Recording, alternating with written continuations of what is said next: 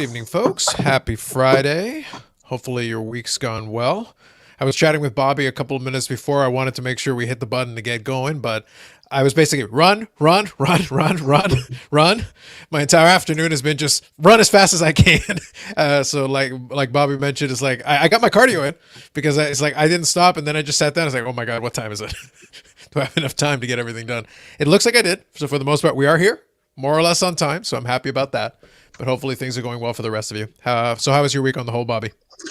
It was a good week. I think I got a lot done. I'm at what? I'm going to give you the play-by-play every week. Like I said, I'm at Sure. 67 General Mills. Well, 67 El Producto. Okay. Right around that. I don't think I've gotten too far, but there's a few issues each. But I did get a lot of great missing info and came across some new information while I'm researching. So it was Okay, that's good. a great information week for me. So I'll give it that. Accomplishments, pretty good. Not as good as I want to, but I said this weekend I'm getting up to 1970. I don't care. Okay, that's fair. That's fair. Sounds good. Then the Sounds work good. starts. Exactly. So Jimas, good evening. Hello to you as well.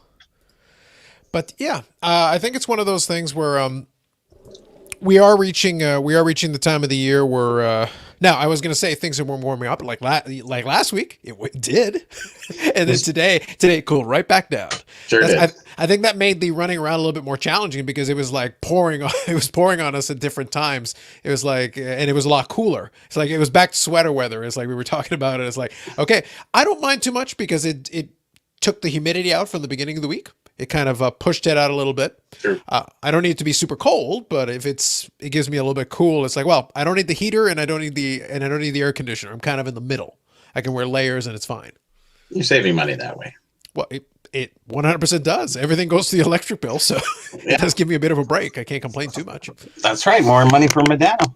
There you go. Exactly. And I did have a successful week for Medano, but I did have one thing that was a little unfortunate. It's my own fault. But I'll give you guys a little cautionary tale if you use any sniping stuff, because you have to be a little bit careful. I missed out on a card because of that, and I'll explain. So good evening, Yannick. And Hockey here says, content creators who went to Dallas Shore walking around like they're rock stars like Elvis Presley. Yes. Yes. I want to talk about that because I watched a ton of vlogs on Dallas. That's the reason why I did the video on the Gretzky thing, because like, look, okay, Gretzky sold for $3.75 million. I think the person who bought is a moron. They'll probably make some money on it. I don't care. I'll do a 20-minute video on it. Those are my thoughts. That's what I think. If there's a specific question, we can talk about it. I think the card's overgraded. I think they're both boring. I think it's a really pedestrian card. Moving on. Oh, I forgot. This week they finally fixed the air conditioning. It was like $700. Oh, nice.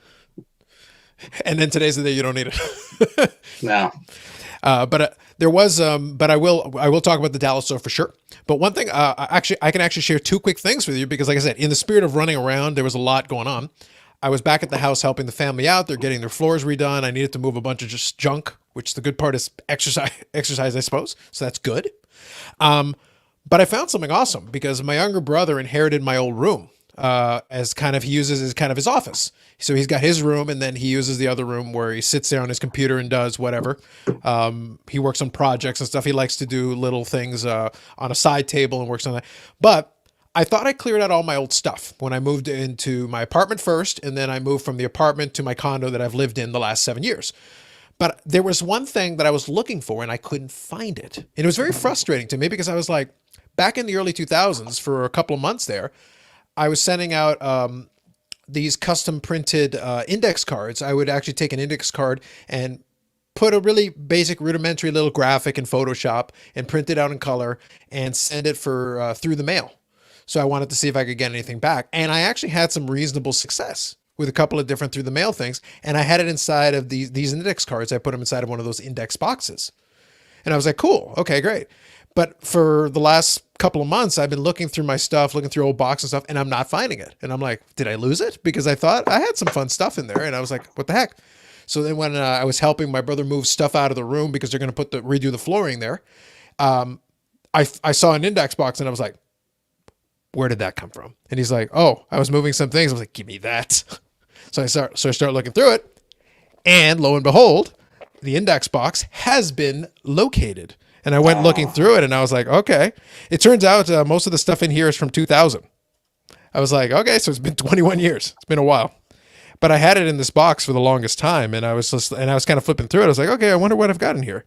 And actually, not too bad. I've got a couple of things that I thought were pretty cool. Some of it is a lot of Blue Jays from that time period, which is kind of funny. Homer Bush, if anybody remembers Homer Bush. So that was, and a lot of these were doubled up. So I've got 2 of those. So that's cool. And I'm going to start resorting these as I go through. I did. This is a good one. Joe Carter. Hey. So very nice. Very nice. So that came out. So that one, I got one of those. If anybody remembers the early 2000s Blue Jays, Frank Castillo. Mm-hmm. So I got 2 of those. So a lot of it's very Blue Jay heavy. This is a good one. If anybody remembers the Jose Cruz Jr. Pretty good. Especially if you're thinking early 2000s Blue Jays. So, not too bad. It's nice to get the full picture beside them, not just a, printed stamp kind of thing. Well, that's just it. Like I did that. This was just in Photoshop back then, and I just printed it out. My printer could accept a postcard, an index card, so I just positioned it in the right spot. I had to do a little trial and error, but once I figured it out, I go, well, I can make my own, and it's a little more interesting than a regular index card. It's a lot more interesting. Now this is a good one. I like this one. Vladimir Guerrero Sr. So I got a pair of those. So this was a good one that I knew I had, and I was like, oh man, this is unfortunate. Like I remembered getting them back, and I thought it was pretty cool. I was like, so there you go, a pair of Vladimir Guerrero Sr. I've got a bunch of Vladimir Guerrero Jr. autograph cards and stuff, but then I knew I'd gotten something back from Senior, so I was like, okay, that's pretty cool. Start making your own RPAs. There you go. Exactly. But it's just cool getting this back. It's something small, and I've had it for more than 20 years, so it's not like a big deal, but it's kind of fun to be able to skip through and find some old stuff. Now, this one's a good one. This was not through the mail, but I can give the story behind this one. So I don't know if you can pick this one out. You know whose signature that is? Yeah, Frank Mahovlich. Frank Mahovlich. So this was not through the mail. This one I got at the 2000 All-Star Game. They had that. They had the card show associated with the All-Star Game when they did it in Toronto. And I was just hanging around, and I got some autographs, a Johnny Bauer autograph, Puck, a lot of the standard stuff that you would expect. But Frank Mahovlich was doing an interview for the Fan 590 at one of the booths there. And I didn't have anything for him around, but I was just hanging around. But I had a small stack of these index cards. And when he got off the interview, there was a handful of us there, and I just quickly, probably word to the wise, I made it easy. I happened to have a couple of these index cards, and I had a Sharpie. I put the Sharpie on the index card, and I just reached out and said, hey, Mr. Mahovlich, would you mind? Well, he basically just grabbed it, quickly scribbled his name onto it. Still pretty decent signature. But then literally he signed mine, handed me back the thing, and ran. So I was the only one who got it, just because I made it easy. I put it on an index card. I handed it with the Sharpie already clipped onto it. And there you go. There's my Frank Mahovlich signature from the 2000 All-Star Game. Oh, that's really good. Yeah, I met him last year. It was really good. He's great look. He still looks great at 80. I think he's 80, 81. I believe it. Now, of course, if I'm going to do it, I had to try. I wasn't sure if anything would come back on this one, but I had to try. And remember, this is self-addressed stamped envelope. You got to do it, but you got to do it correctly back in the day. You got to have the self-addressed stamped envelope. So quickly, I'll grab Hockey's comment here. Regardless of what you're attracted to, being a popular YouTuber, card show will not get you laid. Yeah, I don't think it will. No. The autograph vault. So good evening, autograph vault, autograph hack. Yeah, we'll start off like I wanted to share a story since I found this today. I thought I would share. Now this one, obvious, but I was happy to find it. There you go. Oh my gosh, there it is. Gotta have it. Like you gotta frame that and put that in your shelf or something. Yeah, and I got 2 of them. So. Wow. So I got 2 back. A nice Great. Blue Sharpie. It looks crisp though. On the index cards, these look crisp. I like that. That's pretty cool. Now this was one I enjoyed back then as well. Go to Raul Mondesi. Oh, that's a good one. Raul was a good player for the Jays back then. Like I said, I had some decent stuff in here. Like not a million of them, but I did the ones I got back. I was pleased back then. That's why I was so disappointed that I couldn't find them for the longest time. I was like, oh, this is disappointing. This sucks. It's in a box somewhere, right? Yeah. And I knew I had it. I knew I had kept it. I was like, I did not throw this out. I know I have it. But it was like, I just couldn't find it for the longest time. Okay. And here's one more just to finish this off. And I don't know, folks, think early 2000s. This was a good get back then. Kerry Wood. Oh, boy. Yeah. So there you go. And I got a pair of those as well. Nice. So fun to get a my nice little stack of index cards back. A lot of these were doubled up. Got Joe Carter, got Medano, got some good Jays from there. I did find here some that I never ended up sending. And again, you got to remember time period. Mike Mussina, that would have been a good one. He ended up in the Hall of Fame. That would have been a good one. Didn't get to sending that one. This one was of the time period. Wouldn't be as good today. Mark Parrish. I guess I couldn't get an address or something for whatever reason. These were at the front of the box, so for whatever reason, I never sent these. But anyway, cool. Hey, I've had these for 21 years, so very pleased to find my old box and be able to reclaim the items. So I was like, hey, that's awesome. Good times.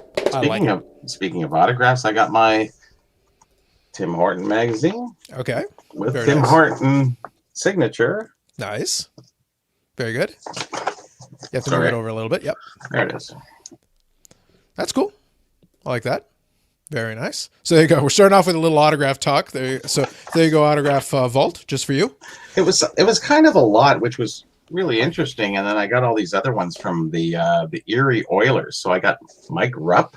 Okay. Oh, I remember Mike Rupp. Yeah. The name rings a bell. I do remember that name. Yeah, I think he made the NHL. I think it was a prospect because I feel like he would have been in maybe 98, 99 tops, like as a prospect or something like that, because the name rings a bell. Yeah, probably 98. Yeah. 97 to 2000. Yeah. Yeah. So that would have been the right time period for sure. Definitely that late 90s period. Colin Pepperell. Nice. And this is Erie. It was Erie Otters? Erie Oilers. Oh, the Erie Oilers. Gotcha. Okay. Yeah. Gotcha. And Tim Connolly. Oh, I do remember Tim Connolly. That's one I remember for sure. Well, these were all included in the lot because I won the whole lot for $8. Tim Horton and all. Yeah. So quickly, I'll grab a couple of the comments here. So Autograph Vault says, collected autographs in person and through the mail for over 30 years. Very good. Very nice. That was my brief foray in the early 2000s there where I participated a little bit in it. I just never, I appreciate those people that are really committed to it. Like I said, when I was doing the index cards, it added a little bit of fun to it for me. And I think that helped me have a good ratio of returns because it's like, oh, okay, you put a little effort into this. You didn't just send me an index card or a card. It's like, okay, looks like you put something together. That's cool. A little extra effort goes a long way sometimes, just a little something a little different. Mike Rupp was a big dude from the dead puck era that didn't develop any more into a goon. Nagoon. Yep. Big things were expected of him. That sounds about right. I do remember. Mike played for the Pens, so good evening, Vinny. Mm-hmm. Very nice, very nice. I got two more here. It was Steve Valiquette. Oh, okay, right. And Adam Monroe, two goalies. So nice. They all made it somewhere. Yep. So I'll go, this was in tribute to the good old hockey oracle. So tonight, as my payment for assisting my younger brother, especially because it was his room that was the problem area that required a lot of big furniture getting moved. So as payment, I received beer. The person who works at LCBO bought some beer. So I'm having a Berliner Pilsner tonight. Pilsner. So okay, that's cool. I thought, hey, I wouldn't have bought it for myself, but hey, I'll give it a try for sure. Why not? Everyone likes a nice Pilsner every once in a while. Yeah, a little change of pace. Why not? The Labatt's blue. Why not? Why not? So that's very cool. And I'll give you guys a little bonus as well. I got a late piece of mail right at the end. Something very shocking because I've mentioned many times that I'm not really into too much of the retail product or whatever. I like opening stuff, but it's like, it's got to be convenient, and I'm not going to go out to the stores and do whatever. But I'll share with you what I got, and then I'll explain where I got it from. And for those of you in Canada may be able to benefit from this. You'll have to look into it yourself. So I got two of these. I was able to find two hanger packs of 2021 Series 1 tops. So I got two of these. And I found it from the Bastion and the haven of all baseball retail wax, Pro Hockey Life. Really? Yeah, the website. Yeah, Pro Hockey Life had them. Yeah, you could order them through the website. It's available for retail, $19.99. So yeah. if it's for retail price, sure. I'm a baseball guy. I like that. It's like, oh, that's cool. I'll buy up a couple of those. No problem. You'll have some fun. Yeah, exactly. So I'll open one tonight, and then I'll save one for a video, and then we'll do that. So we'll give it a try. They got all the odds in the back, so at least it's got a chance to pull some stuff. So we'll give it a try, and we'll see how we do. Why don't you keep it for another 5 years, and then the market will spike again, and it might be worth 20 grand. I don't think the 2021 product is produced in low enough quantity. You never know. I feel safe in the knowledge that I think we're going to be okay. So it's safe to stay in the junk wax zone, right? I believe they produced enough. I believe they produced enough to sustain the demand from the masses. The fact that I was able to buy it at Pro Hockey Life is probably a critical piece. Rupp scored the game-winning goal. I did not know that. But that's a cool piece of trivia. So thank you for that, David G. I appreciate that. My autographs are going up. My $8 investment's working out. Hey. Well, if a couple of these guys had had a little bit more luck, my investment in some postcards would have been in index cards would have been okay. For me though, memory wise, like this is valuable stuff. I love it. I think that's cool. I think I could be wrong. I think PSA does encapsulate like index cards and stuff. Yep. Yeah. So when they're reopened, I would love to send a couple of these in, like for the Medano and Joe Carter and stuff like that. That'd be kind of even the Kerry Wood. That's a cool one. Yeah, that's neat. I have no issue with that. When they open up. Yeah, but I waited 21 years to refine them, so I'm very patient. I'm in no hurry. The Medanos and the Joe Carter look good, though I've seen other autographs from them. They look fine to me. I'll have to take a closer look, but they look fine to me. They're not secretarial, are they? I really don't think so. I think from all the ones that I've seen in the past, and a lot of these are actually really good looking. Like the Raul Mondesi, that's a nice looking autograph. They're all looking really clean. Yeah, I think I'm very comfortable that these are fine. They are pretty consistent with ones I've gotten in the past. So we'll see. Like I would still love to have it in the holder. This is a case where it's not for the value. It's like, no, I just love to have it in the holder with the little label on it. It would look nice. I think it would be cool. I think it would look cool. Mm-hmm. So we'll see. So Hockey here says we're in the junk content era. I can't disagree. Hopefully we're providing a little bit of not all junk.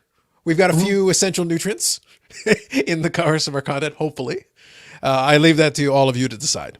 But anyway, so Autograph Alter says Sasha T is investing in autographs. Yes, that's true. He was buying some Jimmy Carter. Coming. He was buying some Jimmy Carter the autographs. Presidential. Yeah. So exactly. Like political memorabilia has had a place, but I guess he's just bringing attention to it. And if some of the kids follow him, then yeah, there could be a spike in some of that stuff. So PMN here, good evening. Just jumping on. Any thoughts on PSA eliminating most qualifiers? It does make things easier. I think it's overdue. Kind of a clunky, inconsistent system that needs to be updated. This should allow them to be more efficient. I'm in general agreement with that. Mostly because it was always hard to figure out how to price cards with qualifiers. Because varying degrees of qualifiers, right? Correct. Yeah. So I think for simplicity's sake, just giving it a technical grade probably is better. So I believe that to be true. So from my perspective, good move. It does simplify and streamline things. Unfortunate for folks that already have qualifiers. Now here's the question: would somebody rather have a card with a qualifier for grandfathered in from the past, or would they want to resubmit it and get the technical grade, which would probably be a lower grade, but with the qualifier? I think they would keep the qualifier because it brings in that mystique of what is this really worth? Mm-hmm. The 9 or the 9OC. I know it's worth less, but how much less? Is it worth more than an 8? Is it worth more than a 7.5? I don't know. Another key piece will be if they make any adjustments to the set registry algorithm, because there's certain math that goes into it. So when you submit your things on the set registry, one with a qualifier will still get a certain score, but it's downgraded from a normal in that score. It's not treated the same way. The weight would change. Correct. For sure. Exactly. And so that's for some folks, that's really important, right? Because they're very competitive with the whole set registry thing. So like it could be a big deal for them. Mm-hmm. Yeah. So Hockey's there's Mondesi was great with the Dodgers, Rookie of the Year. Yep, he was. And with the Jays, he was good. It was one of those things like I didn't think he would be a superstar, but he was a good player. And I enjoyed watching him because in that early 2000 period, I was watching tons of Jays games at the Dome, going live to games and watching it. Trust me, it was me and like dozens of my closest friends at the stadium. Trust me, it was plenty of empty space. You could have as much leg room as you wanted, but they were fun games. And Raul Mondesi was part of that, so I have good fun memories of a lot of those games. No question. So good evening to Ziggy. PMNC here says, I think they're keeping some of the qualifiers like MK for Mark and but not OC. Yep. And I think if you put it into the technical grade, I think that's fair. I think if it's off center, it should just adjust the grade accordingly. I think that's fair enough. So they're keeping Mark and what? Stain? Well, I think MK for Mark probably makes sense just because, if it's got writing on it, that could be a thing. Normally, though, you just adjust the technical grade. I think I'll have to read into. I heard about it, but I got to read into it a little bit more. I will say, just in general, I'm in general agreement with simplifying it by having less qualifiers because it always was complicated to explain to somebody. Okay, so I know it's a PSA 8 with a qualifier, but in reality, price-wise, it's probably closer to this. It's probably closer to a 6. You have to treat it, basically knock it down 2 grades approximately, and that's probably more in line with what you should be paying. Yeah, Mark is a little different, though, I think. And Stain. Yeah. Oh, for sure. Yeah. Yeah, I don't really know how to adjust those. I get them down to a lower grade, actually, if it is a Mark or a Stain. Yeah, if I'm buying, I usually try to be really conservative. I'm very upfront. I'm like, look, I have to knock this down just to factor that in because it's just not the same. I know what the number says, but it's not gonna. You're not gonna get that. I don't even want that. If I was to have a card, I don't want a Mark or a Stain. Even if I can't afford the card. If I can't afford the card, I don't want a tiered down card. It just doesn't do me any justice. But no, that's fair. Sounds good. Okay, let's go here. Let's take a look. All right, so Dave. All right, here we go. So we need more human centipede roundtables. Dave likes his human centipede reference. YouTube content makers that have oodles of valuable subscribers and videos of them all brainstorming, nodding their heads. That was funny. Yeah. So that was the James Beckett gathering. It was a Mensa meeting. Oh, without a doubt. Just amusing. I was entertained. So it's like, okay, come on. Yeah, it is what it is. It's one of those things where I've always been very clear on my stance with Beckett and Beckett's content and all that. As a historical figure in the hobby, in that perspective, stories talking about the old days, I'll listen because I wasn't there. You can tell me about the National 1990 and stuff like that. You have that information. I do not have that. Yeah. As a hobby authority on today's hobby, I'm not listening to you. It's nothing personal. I'm just not listening to you. It was kind of fun watching. It was, there was a motley crew of different personalities there. It was kind of funny. Yeah. No, that's fair. But it's one of those things like. Thank God James Beckett was there. Otherwise, they would have starved. They got Chick-fil-A for free. Oh, the Chick-fil-A thing was key for me. It was absolutely critical to me that I was like, thank goodness. I wish Dave was there for that chicken sandwich. Oh, he could have judged it. He could have judged it at the table. Imagine the content. Yeah. Because guys, we need to talk about this chicken sandwich right now. Might have been more exciting. Stop everything. We need to discuss this matter. It was fun anyways to watch. Okay, so let me get quickly caught up here. Autograph file says Mondesi is currently jailed in the Dominican, apparently for corruption charges. He became a mayor, I guess, and corruption, I guess. And okay. Well. Yeah, well, yeah. It happens. Enough said. Yeah, all right. No, I appreciate that, Ziggy. Quickly scanning through. What are your thoughts on John Moran Prism Silver PSA 10s being down, even with his good play in the playoffs? Ironically, more people are putting his card up for sale. Sure. So not the biggest basketball guy, but I do think there is a logic here. I do believe there is a logic. A lot of it isn't. The basketball market in particular is built on anticipation. The anticipation is almost more important than the happening. Yes, he played well. Yes. But some people already priced that in. So they're looking to sell when the good thing happens, which automatically brings the price down, just naturally and instinctively. And we'll talk about the Dallas show in a minute because I have some observations as well. And I know Bobby caught a little bit of that as well.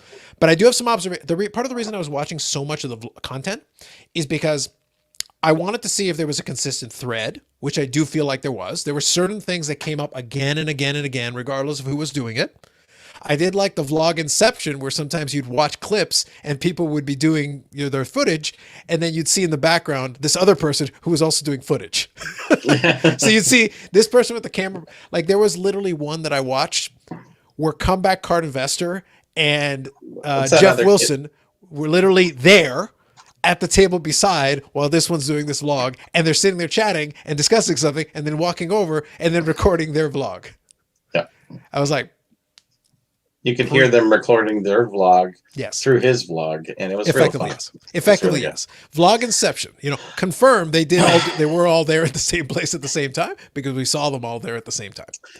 The one thing I took away from that, it was they were basically brutally honest about what was going on at the show. And I do like that part, that they weren't hiding anything. They were kind of upfront and open. And I find that maybe that's how these people deal in the hobby to a degree. Mm-hmm. There's always a bit of disclosure, but I mean, I think they did a great job saying what was happening in the marketplace at the time, and there was no hiding it. And it's good because then it would look contrary otherwise for the filming. It would have to be scripted, so it wasn't, and it was all natural, and I did like that about it, and it's nice knowing the truth about what's going on in the hobby. Mm-hmm. Yeah, but one important thing, and I'll get through some of the comments, guys. I can see them there. One important thing that I'll always couch everything with: I watch all this stuff, but then I put on like my history major hat on. I'm getting your perception of what you saw. I'm getting your interpretation of what you saw. It's still important because that still gives me some information. But the reason why I say I'm looking for common threads is that if enough people see the same type of thing, I can put a little bit more credibility behind it. But also, I'm still getting your perception. If everybody is selling everything at the show and maybe your approach is bad or whatever, and you sold nothing, you're going to be, oh, this is the worst show ever. It's like, well, the rest of the picture doesn't match your perception. So I can't just take your word for it. I have to add your information and stitch it together with some of the other stuff. And if it all seems fairly consistent, then I can draw some conclusions. That's where having those other perspectives help me. It's like, was it just you? Were you the only one perceiving this? Or did others kind of catch that similar theme? And in some cases, there was some of that. We get that at the expo, the Toronto Expo. It's everyone's talking, well, how was it? Oh, and this one guy saying it was the greatest show ever. I had a great time. And everybody else is, no, I didn't do anything. So you got a few guys saying everything's great, but maybe they sold the right things. Correct. And then there's a lot of guys who go, oh yeah, we did like $10,000 today. Yeah, but you're selling things at a pretty low margin. So, you didn't really do 10,000. You probably did about 1,500. Yeah.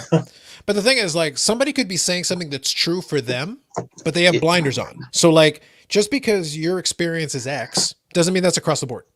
But there could be an element of truth to it. That's why I have to stitch those other pieces together. And then it gives me an overall picture once I start getting these different components from these different angles, buyers and sellers, dealers and attendees, and a little bit of both.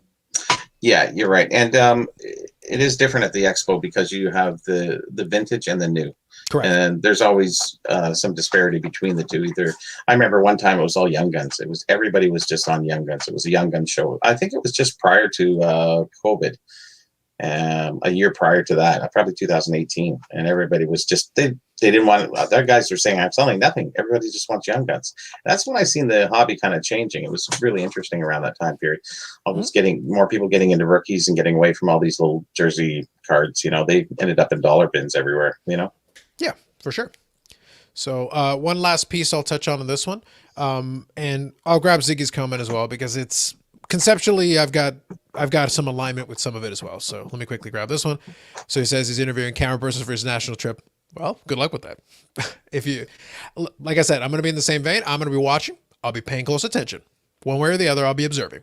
Lots of hungry fish desperately waiting for a player to do well so they can sell. And yes, then they flood the market. And the thing is, though, that behavior is normal because people want. Sometimes, though, it's better to sell on the ascend. You don't necessarily, some people are desperate to try to hit the absolute peak, max the absolute last penny. And it's like, it's impossible to hit that exact position. Most of the time you catch it on the downslope and all of a sudden now you're struggling to sell it because it's you and everybody else. You don't want to be in that spot if you can avoid it. So lots of volume in terms of base cards, which I agree with. Are silver almost useless base cards here? Yeah.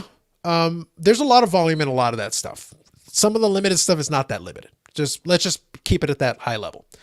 Ziggy here mentions Brandon Chung. Young Cheer was very honest about Dallas. I did watch it. I did check out his rant. I think his perception is interesting. Do not mistake an honest for accurate and correct. I did listen to some of his said and some of his opinions. I like hearing it because it is his perception of what he saw. But then I'm back to, I never want to look at everything through one person's lens, because there were little bits and pieces. Like I could literally go through that video and pick certain pieces apart, even without being there. I go, well, some of this is your interpretation of certain things. It's like, but you're still a young guy.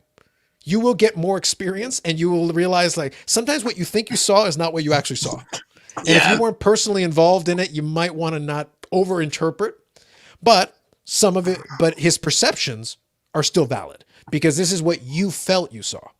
So it's still useful information for me because I still want to, because if what you're saying is completely, if you're saying the sky is aquamarine, beige or something, some weird thing that doesn't exist, I'm like, okay, so why did you come to that conclusion? And then I can usually stitch it together by grabbing other people that are in the same vicinity as you and seeing what happened. Maybe you saw something strange and it threw you off, and then your perception was colored with that. True. The truth is always a little bit more complicated than what people perceive, because if you only look at it through one prism and one lens, you're going to get this completely warped view of the same event. Dozens of people could be at the same place at the same time and give you a completely different story of what happened, even though they're all looking at the same thing. And we have to take in context these kids are young. They haven't, been through different shows and seen what we've seen in the last 25 years at shows, 30 years at shows. It's different. And this is just like the sports card boom in 1990, except it went up fast and furious and it's coming down fast and furious too. Because people get scared because we're more into the investment side than we are into the collector side. Where the collector sides are fine. They're still, like Dave, just, hey, get this card. It's in my budget. Nothing's changed. Yep. But everything changes for these guys, and I understand. Yeah. Well, one of the things, though, that one of the reasons why I'm always very careful with some of the young guys when I'm listening to them, I want to listen because it's still valid for me to hear, but it's also they want immediate results. So how they interpret some of this stuff is based on, something is happening right now, therefore it's impacting me. It's like, well, if you stand back and take a bigger view of it, it's like, then wait. And if you want a certain result, maybe you have to sit back and wait. But there's this anxiousness. There's no sense of delayed gratification there. Yeah. Yeah. So sometimes all you have to do is patience. Yeah. And I'll give you guys a concrete example of that, but I want to get caught up on the chat here, so I'll quickly go through. So PMN says here was stashing a bunch of lower-end Crosby Ovechkin rookie cards this year, hoping for a cup run. That might be a little tough with those guys at this stage. Mm-hmm. I will say both guys will appreciate in the long run as we stand back, look at their careers in the totality. Ovechkin still has a shot to make a run at the goal-scoring crown long term. So the next couple of years could be interesting for him. Crosby, the Penguins are kind of on a downward slide. It's going to be very difficult for them to get back into contendership. So here's my answer to you. Still should be fine the next year or two. Yes. If you want to look, if you're trying to sell it for a little bit of a profit, then with these guys, you might have to wait a while. If you just want to get out of it, then get out of it. I don't think the price is going to fluctuate too much on you, but if they're low end, what's the rush? With these guys, I think the appreciation for them will grow with time. I think it'll be more organic. Yeah. And hockey didn't go up like the other sports did. They didn't shoot like that. And that's actually a very good thing. Yes, otherwise, they'd be suffering. There's a few cards that are suffering, but I mean, not comparatively speaking. Correct. Yeah. So it's one of those things like you're not going to get the big bounces, not all the time. On young guys, you might because, they have all this potential. We try to project 15 years into the future. With Crosby and Ovechkin, we can't do 15 years in the future because their careers will be over. So we can't go that far. We can go 3 or 4 years in the future, maybe. That's about as far as we can get. It might take Ovechkin 15 years to get the record-breaking point. So. Here's the thing. I stand by my original stance. He's got a shot. It's an outside shot. But here's the thing. He gets to 800 plus goals. I'm sorry. That still makes him one of the greatest goal scorers of not only his generation, but of all time in the era that he did where goal scoring was at a premium compared to everybody else in that category. Gordie Howe played for 1,000 years. That's different. And Wayne Gretzky played in the 1980s. Ovechkin did not get the benefit from any of that. Completely different era. And he's head and shoulders above the next closest contemporary from his era. It's not even close. Yeah. So I always have to put him in correct context. So comeback card investor here, all business sadly, but one of the most likable people. Yeah, personality wise, he's always sold himself well. His card knowledge I question a little bit, but he's a nice enough guy in everything that I've seen from him. Dustin spams content daily. Well, yeah, yes, he knows how to churn the content wagons. So, and as a geek that wants to be seen, is just a dork who hides so he's not seen. Fair enough. So here, Dave. So sorry, guys, I'm getting caught up. I'm almost there. Soccer seemed legit fire. A lot of people were at least talking up soccer, if nothing else. And some people were definitely buying, for sure. I think they were diversifying. Sure. Yeah, I believe that. If something's not moving, they're looking for what's moving, and they'll move into that. Mm-hmm. So it's football season, Brady, everybody, that was the talk of the town, so to speak. Well, soccer also, the sport itself goes almost year round. Like there's almost no break. There's a league, one of the leagues playing, and a lot of these professionals are playing in this league or that league or Champions League or Premier League. Again, fully acknowledging I don't know too much about soccer, but I do know enough from a buddy who's really into it to know there's almost always something happening. Yeah. If you're interested in that sport, there's almost always something going on all the time. So here, any feedback from the Dr. Beckett content creator dinner? Mix of people is all over the spectrum. It was. I think he left it as an open invitation though. Because I know Beans Ball Card Blog Kin, who does some YouTube stuff and some Twitter stuff, and he's around from time to time. I know he was participating in it. I know a bunch of different folks was there for sure. So it was a mixed cross section. We tease Beckett because, like I said, I'm not listening to his insights at this stage in the game. However, gathering a group of people to talk shop, well, at the end of the day, it is what. It was a perfect MC for that, I think. Yeah, I don't think it's any issue with that. And for a lot of folks, Beckett's name still holds a lot of value. So I understand. Yeah. So I do get it. So if you folks had no need for being there at all, yeah, Dave is very much into that. Don't worry, Dave. We'll get you to the next one. Calm down. Beckett will invite you. We'll fix it. Don't worry. So good evening, Victor. Yannick here says, I noticed a lot of trading. Yes, I want to talk about that in just a second. Just trying to zip through here. Cool, low numbered. Yep, just catching up. Since everything is lower value, trading consolidate to move on. Yep, we'll touch on that real quick here. Dallas YouTuber's best line, it's liquid. Very true, Autograph Vault. That is correct. Here we go. The talking point was intentional interest pop count is not important. International interest, sorry. Was never being as big as surmise, yeah. Well, the international interest thing, there are people internationally that like this stuff, but it's like, if you're not in that market, you're making a lot of assumptions. You really are. You're making a lot of assumptions. So like, don't over project when you're not there. If you don't know how big that market really is, let's not just assume that international market exists, because they've had plenty of time to increase the prices on those things years ago. It's not like Europe got invented in the last year. Europe has been there for quite some time. And they're not typically big collectors. That's my point. My point is that it's not like they just started liking soccer. I assure you, they like soccer, and soccer cards have been around for a little while, or stickers and various things. Stickers. Yeah, but it's not like they've had that much interest. They've been there for a long time. It's not new. So let me quickly scroll through here. Yeah, so Sanderson Orr here said a couple minutes ago from what you mentioned a little bit ago, Bobby just perfectly summed up the current state of the hobby when we were having our conversation a second ago here. Just quickly skipping through. So I'm just trying to get caught up, guys. Retail Raiders are online. There are lots of Target available today that people adapt. Yeah. Oh, we already talked about that. Online. Pro Hockey Life. We don't have any Target. I have to go Pro Hockey Life. The epicenter of retail in Canada. Anyway. So good evening. Good evening, Charles. Thank you for that, Greg. I did notice that. Appreciate it. Thank you. So here we go. Whitehead hacker to fight back. There you go. Thank you, Ziggy. Sounds good. Sounds good. Okay. Got caught up. Awesome. So quickly, one of the things that was mentioned about the Dallas thing, one of the reoccurring themes, less straight cash deals and more trade or trade cash deals.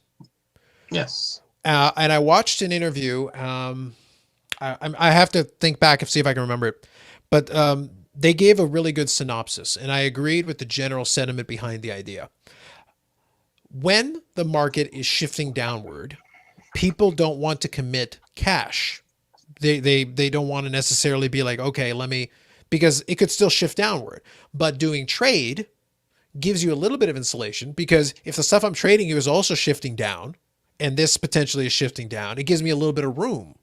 It's a little bit, it gives you a little bit of protection, a little bit of built in, because if both of these are shifting down, maybe my stuff is shifting down more slowly, but I can trade up into the bigger item where later on I would like to hang on to it.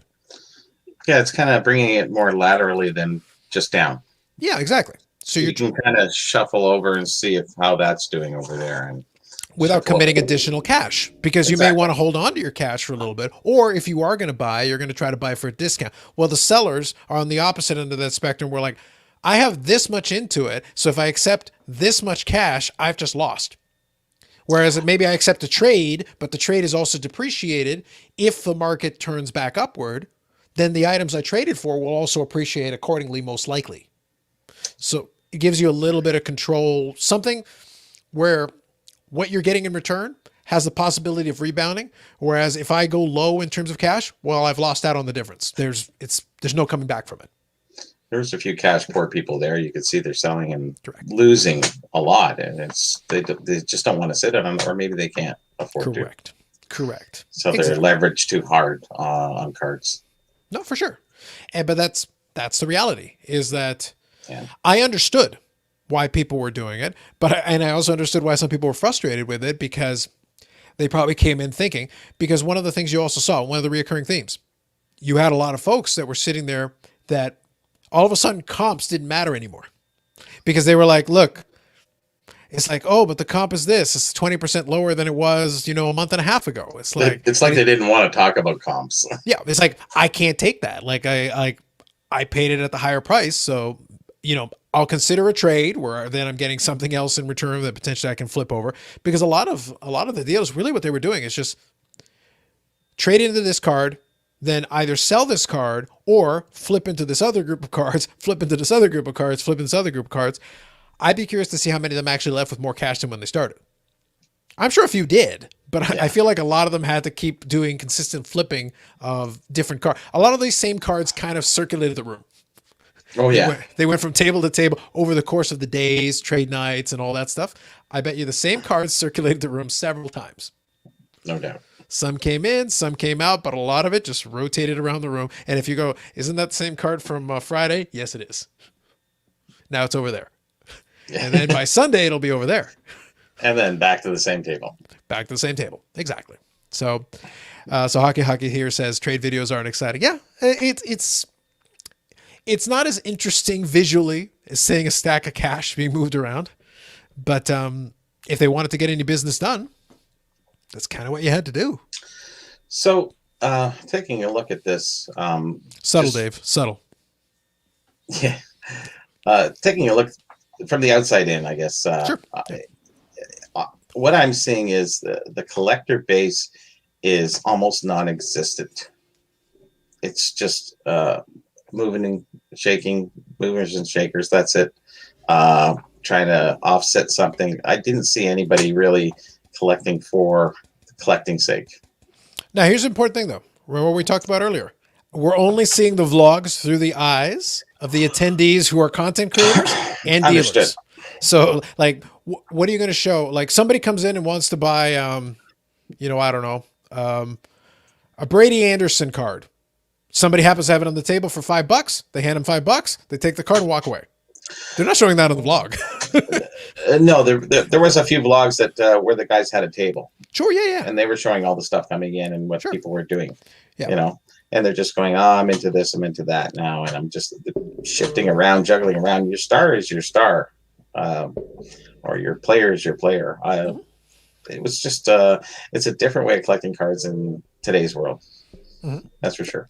No, I get it. But like I said, whenever we're looking at, that's why I'm always very clear, and I try to, as much as possible, even the ones who are showing dealers, and I saw a couple of those, and I thought they were interesting. I like the dealer's perspective videos. I thought that was fun.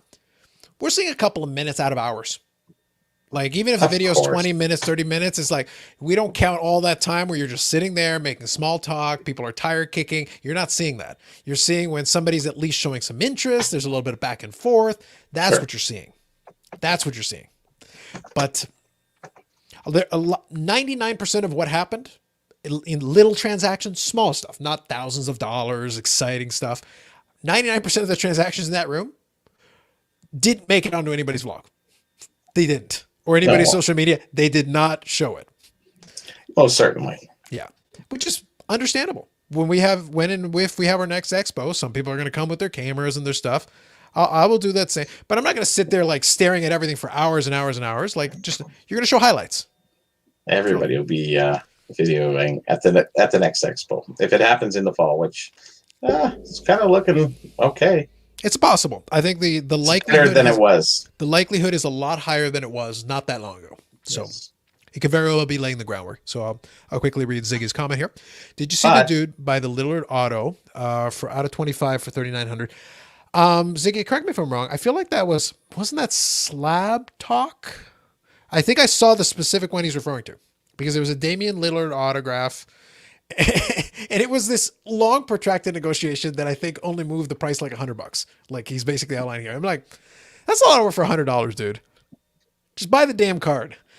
If it's the one I'm thinking of, I'm like, for God's sake, just buy the damn card. Yeah. Please let's buy the card. The expo is supposed to be happening. If it is, it's a 4-day. Yes. Mm-hmm. We can talk about that later. Oh yeah, for sure. We'll get a chance to touch on it. So quickly, I'll scroll through here. I am familiar with Ben Carlos. He has a good name. I'll give him that. Ben? It's a YouTuber from Canada named Ben Carlos. A good name, Ben, yeah. That is, yeah, exactly. we will never speak of that again. I'll ignore that. There's only one name that matters. But the thing is, I watch his stuff. I think it has good production value. And he's very enthusiastic. But it's almost like, Look, if you have to work that hard to put on a show, and like a lot of his videos are shorter because he's really just trying to get punchy to the point. And I was like, okay, I get it, but it's like, Views. Look, I watched a couple of his videos. I think he's very enthusiastic. I think he's very energetic. And I think if you're into that, great. I'm kind of a grumpy curmudgeon, so I guess I'm not into it that much. It doesn't excite me. But I do appreciate though what he's doing, and I do appreciate that he's having success with it. So I give him kudos for that. Huge kudos. So quickly, I'll scroll through here. I don't think I've seen that guy anyway. So yeah, it's literally it's I under Ben watched Carlos. so many I can't even remember. For sure. I saw now. Yeah, so here we go. So saw a live stream like that this week. It wasn't very good. I guess it wasn't very interesting. Also, one guy was typing in, seemed like a jerk. Yeah, exactly. Scrolling here. Okay, I think this one you cleared off, so I'll leave it. David G. Attended an Islanders Penguins game Wednesday night. Was stunned to see so many Ziggy Palfy jerseys. Nice. Nice. I like that. Yeah. Here you go. Why doesn't Sasha T walk into a show waving his PSA stacks like Ted DiBiase did Cash and see what he can get people to do for cards? I'd watch that video. That'd be pretty good, actually. I'd like that. Maybe you could kick away a kid's basketball, if you guys know that reference. Yes, Sasha's still got some interesting stuff that he says in his vlogs there. So he actually did a Q&A that was good. That I thought was and he answered some good questions, and I think he gave his opinion. But one other thing he said that I think was good, and by the way, I understand it. He was explaining about his expenses and stuff, and he lives with his parents, which, by the way, makes total sense if you think about the facility it gives him. It gives him the flexibility to be able to focus his attention. If your living expenses are low and you're a young guy, that means you can go all out on focusing, not completely tunnel vision on this one area, this one thing. Because if you don't pay your rent, you live with your parents. Right on time. I saw that. It's like this comment literally came in just as I started that sentence. It was very funny. But yes, I did see that, and I give him credit because if you're in your early 20s, who cares? Your parents are still going to feed you. Yeah, like sometimes there's this weird stigma, like where you're like, "Oh my God, move out, move out." Look, if it makes sense to you, then do that. And if the living situation is so untenable, then do that. Totally, 100%. But if it's a situation where like you feel like there's this weird clock behind you, I come from a Latin American family. My younger brother lives with my parents. He's never leaving. He'll inherit the house. I moved out years ago because I like having my space and doing my thing, but it wasn't because I needed to. I could have stayed and my expenses would have been nil and I would have been making some good money. And trust me, I have a stack of cash and it'd be pretty good. But at the same time, I kind of like doing my thing, being able to do it in the schedule and time that I like. I joke with my dad at the time that I bought my condo. I said, I paid $250,000 to get away from mom. I paid a lot of money, committed to years of paying it off so that I could I'm going to lock the door and you people leave me alone. Gotcha. They live blocks down the street. When I went to go do and things and help them out, they're just a couple blocks over. I can walk over to their place in 10 minutes. So it's not like they're a million miles away, and my dad can come by and bother me anytime he wants to. He has the keys to the house. My mom doesn't, and that's not an accident. But no, my dad is useful. At least at least when he shows up, he'll usually give me a hand with something, or he'll come by and if he needs help with something, like, yeah, no problem, fine. Just don't leave cake in the fridge. I know better. I know better. That's dangerous. That's dangerous. But the point is that the last sentence here is critical. It allows him to take risks. If all else fails, okay, restart. Start again. It's a business. If you don't have to worry about the lights going out, if you don't have to worry about getting evicted, then it allows you to focus your attention on making the best possible decisions without doing it from a sense of desperation or urgency. And as a business person, not being desperate or urgent allows you to be patient at the right times and make better decisions. Just in general, it allows you to make better decisions without that desperation or like a hungry mentality, in the sense not of hungry that motivates you, but hungry that, oh my God, if I make this mistake, then my life is over. That's actually not a good mentality to make good decisions usually. No. And I think that's why a lot of things were happening at the show. People are doing trades because they had to do something. They've come into this market place with always a sense of urgency, quick trades, quick sales, bang, bang, bang, bang, bang, get things done. Where in the vintage, it's slow and methodical. Mm-hmm. Yeah, think about it. Yeah.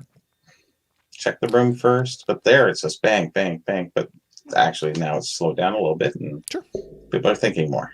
Yeah. Patience can be good. And like I said, I'll give an example in a minute here. I'll just get caught up on these. So Hockey Haka says he should sell his card and buy a house. Why? Look, I understand his premise here because he goes here. Always better to buy home equity. No, not always. Most of the time, yes. Oftentimes there is a good value to it, but sometimes you put yourself into an arrangement where it's like, yeah, in the desperate pursuit of home equity, you're house rich. Yeah, house rich and cash poor. It's like, no, you want to do it. When I bought in here, I had put some money aside. I had saved it. The price was reasonable. I was able to negotiate a better deal on it, and I was able to negotiate a really good rate where I could carry the cost, making even less money. If I had made half as much money as I was making at that time, I still could have comfortably carried the cost of living in my condo. That meant I was never in this desperate position. And at the time that I first got the place, I had just come back from living in an apartment with my old buddy from university. And he actually came over for the first 6 months or 8 months, and he actually rented a room. So I had an additional source of, So at the beginning, when I've got all these expenses, I was able to offset some of that with his rent money at the beginning. And then when he went off to basically live with his girlfriend who became his wife, I had about 6 or 8 months of runway. And by the time he was ready to go, he let me know sometime in advance. Great. No problem. Best of luck to you. And I was good to go. Perfect. So that's why I say, you don't want to be doing it just because it's like, oh my God, the last piece here is get in before the market gets too hot. That's literally been the last 30 years. Every single time somebody thinks the market has gotten too hot, we got to get in now desperately. It's like, well, then it goes up again. And then it goes up again. Then it goes up again. Then it goes up again. And then it goes up again. Vintage has been pretty organic. Actually, the whole hobby's been organic until the last 3 years, 4 years. Yeah, but we're talking about this one. We're talking about homes. We're talking about housing. I understand housing, but I'm just saying with the hobby. You're saying vintage housing? Vintage housing, yeah. I'm just talking hobby-wise. Yeah, I get it. Comparatively speaking. No, that's fair. For the most part, vintage has been pretty stable, mostly. Obviously, there's some outliers now. They're starting to move up a little bit. So I love how, Ziggy here says, I love how other content creators made videos with either Jeff or Sasha in it. Yes, there was a lot of that. Mm-hmm. One guy gave Sasha Rice Krispie treats. I didn't see that one, but hey, Rice Krispie treats are sweet. I'm a big fan. I think they said we got to bring Rice Krispie treats. Wasn't that at the card shop? Mm-hmm. We should have Rice Krispie treats for everybody or something. I don't think.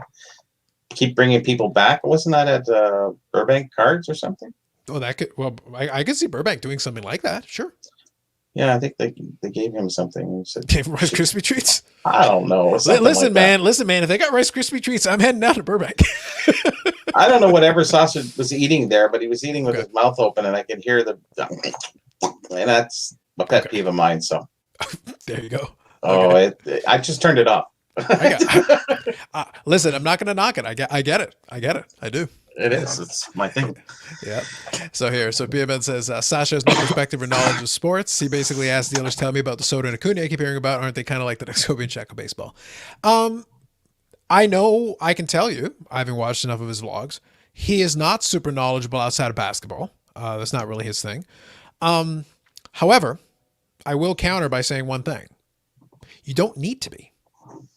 Because, like, in all honesty, and I'm saying this seriously. Like I said, I like being contrarian in general, but no, I'm being serious with this. You can pick some of this stuff up pretty easily. It's not rocket science. It's sports. It's not. It's not rocket science. All you got to do, if you would like what you're doing in that situation theoretically, and I'm not going to put words in his mouth, but what you're doing theoretically. Although in his last Q&A he did touch on this for a second because he said at the beginning, be very tight with the things you're buying. I'm paraphrasing. But at the beginning, be very careful on doing the research before you start buying stuff, which is good advice. Good advice. And then he's saying, once you're more established and can do that a little bit, then you have the luxury with additional cash and being able to do that. You can afford to take some risks and expand outside of your knowledge base, which is not a terrible piece of advice. That is accurate. That's if you have the ability and you ran out of stuff to buy in your specific genre, you can branch out. There's opportunities to do well in these other areas, but you're going to need to ask really dumb questions and look like an idiot. And he put this in his vlog. So he's basically acknowledging like, you guys are going to make fun of me for being an idiot, but like, I'm willing to ask questions because I don't know. I promise you he doesn't watch baseball. Yeah. A basic understanding is good. I collect other things. I go to an antique shop. I'll even buy other antiques or old video games or what have, whatever's there, you kind of have this perception. So it's not too hard to shift over for them. Where coming in raw, green, tough. Yeah. But the thing is, there's no crime in not knowing. That's okay. But you also have to understand where your limitations are. You have to understand what you know and what you don't know. And that's okay. That's good. Like I always talk about, hockey is the area I collect the most. Baseball is my favorite sport. I am comfortable operating in the world of baseball. Football, I'll buy the odd card here and there, but I don't really collect it. I'll buy the odd one here and there, but I'm very particular about what I buy. Basketball, I don't watch the sport really outside of the playoffs a little bit. I really don't know the sport very well. I know the name players, but like I really don't follow it. So I wouldn't spend too much time collecting basketball. I can count on one hand the amount of basketball cards I have in my collection. Very particular. So I don't try to enter into that. But if I did, I know some people I could ask. And I probably ask what sound like tremendously dumb questions. They're like, oh my God, how do you not know that? I don't watch it. And if I don't know it, football, I watch tons, but I don't collect it. On the whole, I'll buy a card here or there, but I'm very particular about what I buy. But like, I have patience. I can operate slowly. I'm in no hurry. There's no urgency. So quickly, it looks like everybody confirms it was at Burbank for the Rice Krispie treats. So they do confirm. Ziggy also confirms that as well. And the autograph ball here says they were outdated Rice Krispie treats. Very nice. And he goes, yeah, I heard him. Let's do it for the content anyways. Fair enough. That's like Twinkies. They'll last 20 years. Yeah, I don't. Yeah, I think given this melted marshmallows and Rice Krispies, I think you're probably okay for quite some time. You're probably okay. So you're the vet dealer with Jimmy Auto. Didn't care who Sasha was. No deals. Yeah, why not? Look, you know what the value is of your product. I don't care if Jesus Christ comes in. It's like, this is the price. You want to turn some water into wine, then sell the wine and then come back when you have the money. Until then, no, thank you. That's right.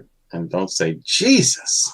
Yeah. It's like, at that point, it would be like I want to say it was like either Naked Gun or it was like Airplane where they did the joke with Geronimo, where everybody was jumping off the plane saying, Geronimo, Geronimo, Geronimo. And the last guy was Geronimo. And he goes, me. It was either one of the Naked Guns or it was Airplane or it was one of those like silly. It was an Airplane. Was it like Hot Shots maybe? It had to be that style of movie. Gun it was or that style like, of movie. Yeah, it was one of those. Yeah. Blazing Saddle there was type that of genre of really silly slapstick movies, which I enjoyed. I like those. They're fun. Blazing Saddles. That was good. Yeah, but what they did though is literally the last one was Geronimo, and he goes me. So I was with it. That's So good. here, so I want the owners of Card Ladder, so hockey. I want the owners of Card Ladder Market Movers to have as much knowledge about sports as someone that works late night sports show or radio beat. One sport type fans are posers. I get the idea behind it. I do get the idea behind it. But to build a business like that, you don't actually have to know crap. You can actually not know anything about sports at all and build the app. True enough. Your job is just to build an app. Now, of course, you would prefer there to be like an overarching, but literally you could just bring somebody in. You don't need to know a damn thing. Most of it's data. Yeah, at least they know basketball. Like, trust me, it could be worse. They could literally know nothing about sports whatsoever and just build the app that way. And you wonder why there's no hockey on there. So Exactly. No, but like I said, I'm just being honest with you guys. When it comes to a product like that, you don't need to know a damn thing. You really don't. Now, it helps. It's preferable. It makes you more comfortable as a consumer to be like, do you at least know a little bit about these things? It would be nice. Maybe a little bit more broad strokes knowledge and understanding. That would be good, but it's not a prerequisite. You can create a business on anything you like, even if you know nothing. But hopefully at some point you bring in somebody who does have that knowledge base, and then it makes you better by having that knowledge base in-house. So here, there's a great clip from Rich Klein in Dallas. He is a vet dealer. Yes, Rich Klein is definitely a vet. That's true.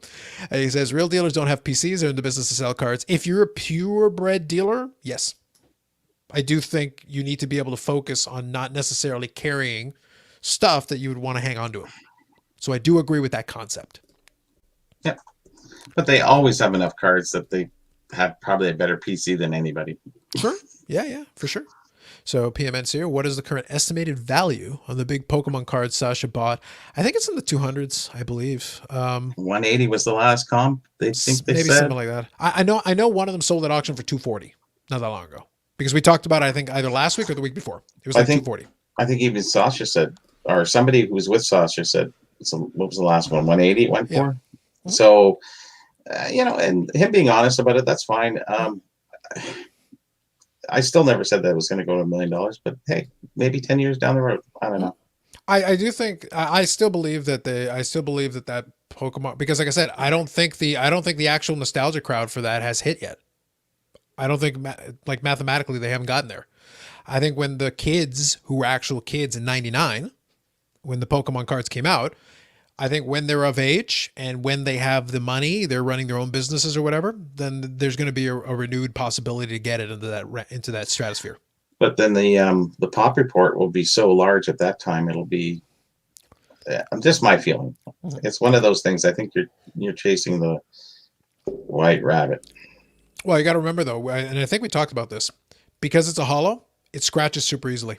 Like, it's a really flimsy card. If you actually hold the Pokemon cards, especially the one with the holo, they're flimsy. You could scratch it looking at it the wrong way. So they're hollow inside. Nice. But the little piece of foil on it. Yeah, the little exactly. The little piece of foil though is so easy to scratch. Like, I think the population will increase. I don't think it'll increase by as much as you think. Also, if PSA is being more stringent like they've been lately, maybe there won't be any. Remember the PSA 10 Gretzky, there's only 2, Bobby. There will never be another ever again. No matter what happens. No matter what happens. Arguably, there's 0 PSA 10s, according to me. Well, maybe you say there might not be that many more, but will there be that many more people who are coming of age who have $1 million to spend on that card? Well, with inflation, maybe there'll be a bunch of them. By then, you and I might have $1 million. Probably. I can't answer that. Maybe. I can't legitimately cannot answer that. It's hard to say. So here, I like grading certification course so you can verify attendance and background, but there's no requirements in grading. Yeah, no, it's not really a course you can teach necessarily.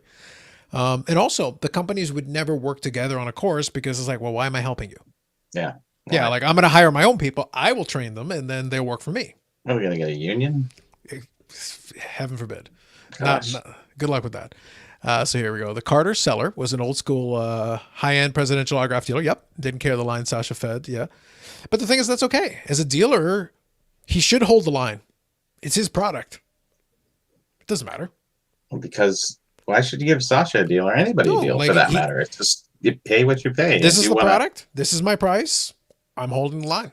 What if I bought them all? Remember, that's what he said, right? Yeah. He went, doesn't matter. And that was holding strong. And that was smart. Smart move by the guy. He just went, hey, this is not the Nationals coming up. We can sell these. No problem. But that's the important part. That's the definition of a dealer who understands the traditional way of negotiating.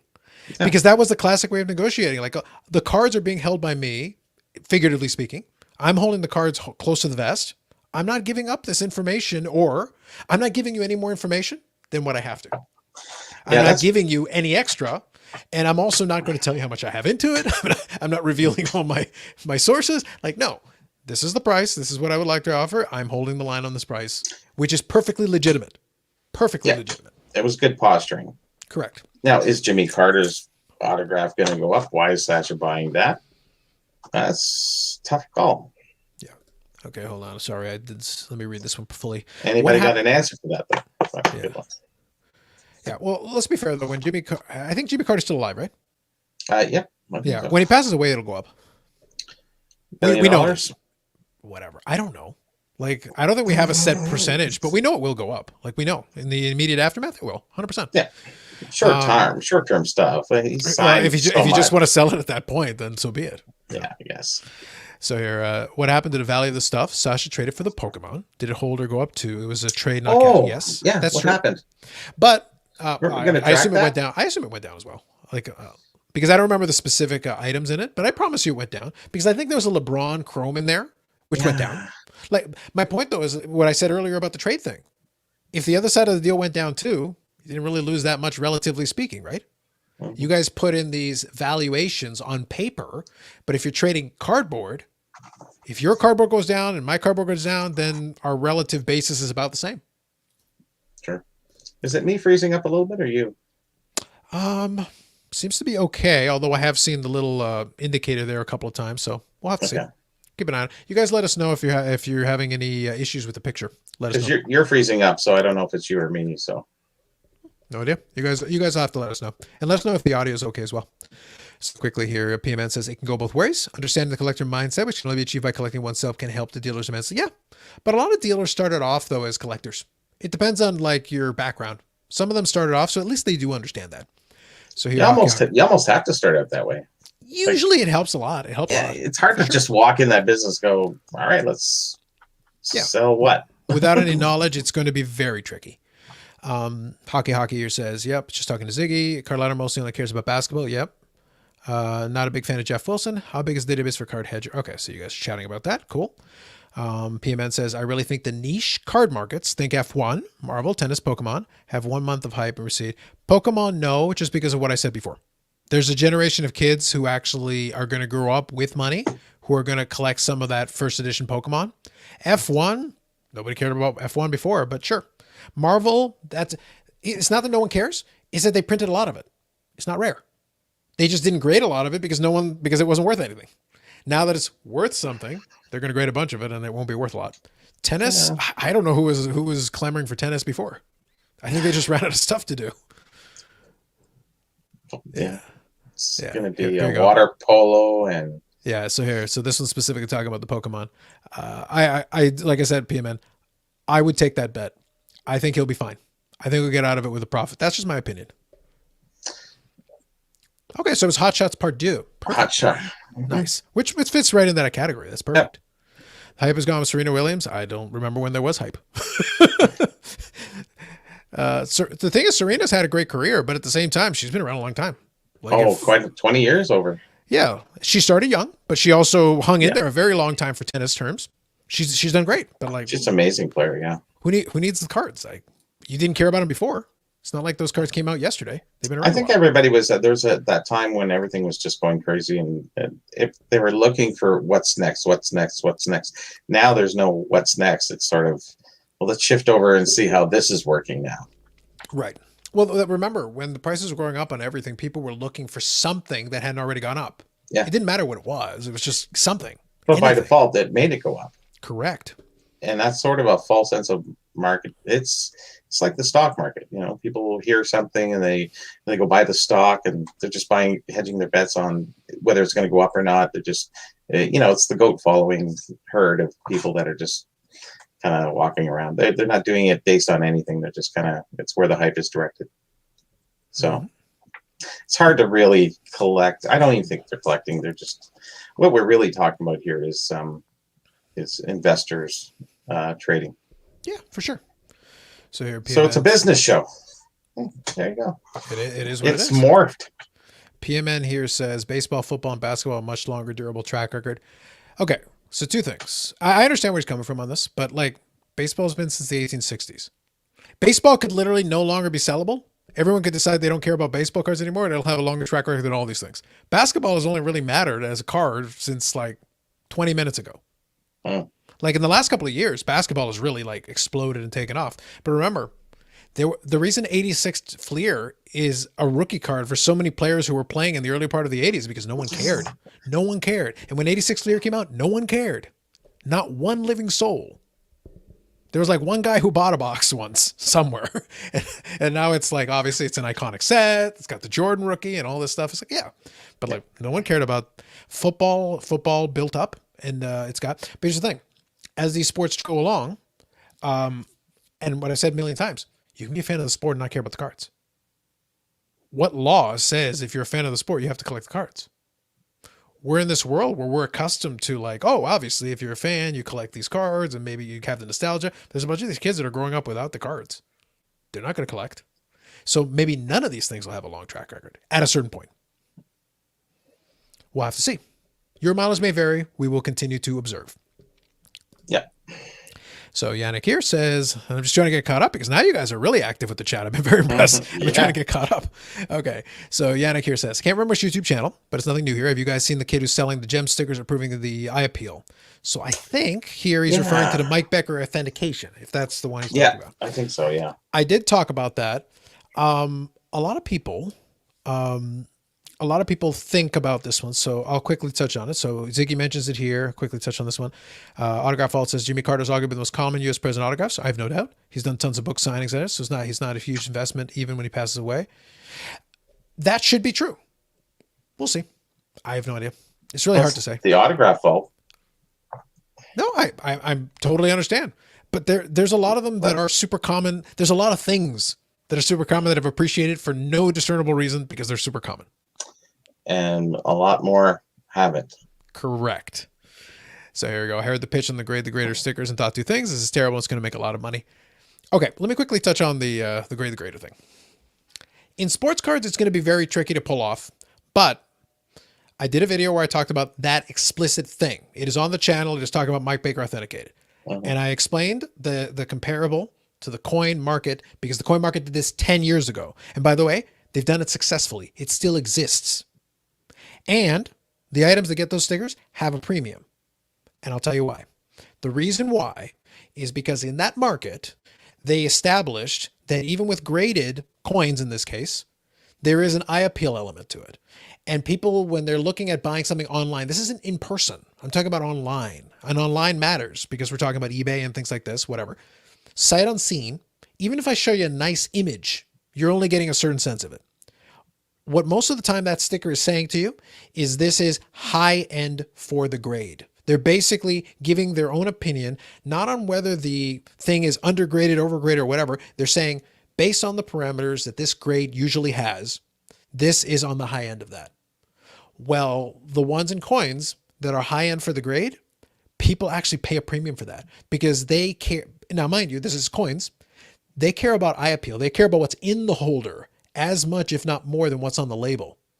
Because they're looking at it and going, I want the finest copy. Even if you and I have the exact same grade, going back to that Gretzky example, if I have a PSA 9 Gretzky that looks 1,000 times better than the PSA 10, I would rather, if I'm using the coin collector mentality, I would rather have the 9 that looks good than the 10 that looks like crap. In sports cards, where it may be tricky, where you may be correct, is that in sports cards, people are still obsessed with what it says on the label. And because it says it on the label, they're ignoring what's in the holder. In coins over the years, they care about more about what's in the holder. So that sticker became useful because the people that did the sticker were longtime dealers who had the experience to be able to discern a high-end example from a mediocre example. So the premium existed and still continues to exist because people actually trust their judgment to be able to determine whether it's a high-end example or not. And they had that 70-point grade thing too, Yeah. right? Yeah. It's a lot more complicated grading scale, but the people that are doing that sticker thing, they actually have credibility. Now, You need that. That's the only thing. 100%. And from their perspective, they're like, look, we don't care one way or the other. We'll look at it and we'll assess it. And we're like, this is a really quality one for this grade. It is our opinion that this is a super high quality example. There you go. Funny, a lot of people say that at the show. Hey, that one's really kind of, I think it's a little bit. No one ever says it's not really a good 5. Yeah. But what happens is when they don't agree, when they say this is low, they don't put a sticker that says low end for the grade. They'll just submit it. They'll just hand it back to you without a sticker on it. That's it. They'll refuse to put it on. They're like, we're not going to associate our name to this.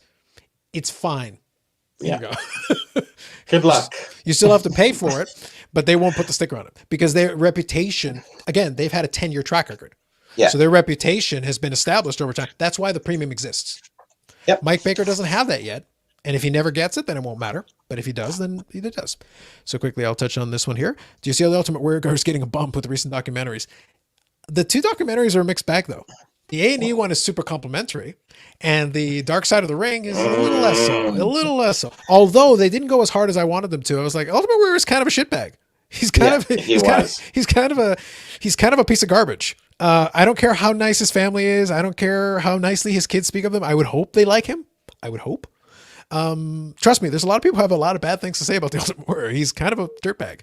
He was a good family man, it seems like, from what I heard. And towards the end of his life, I'll give him credit for that. But I don't care.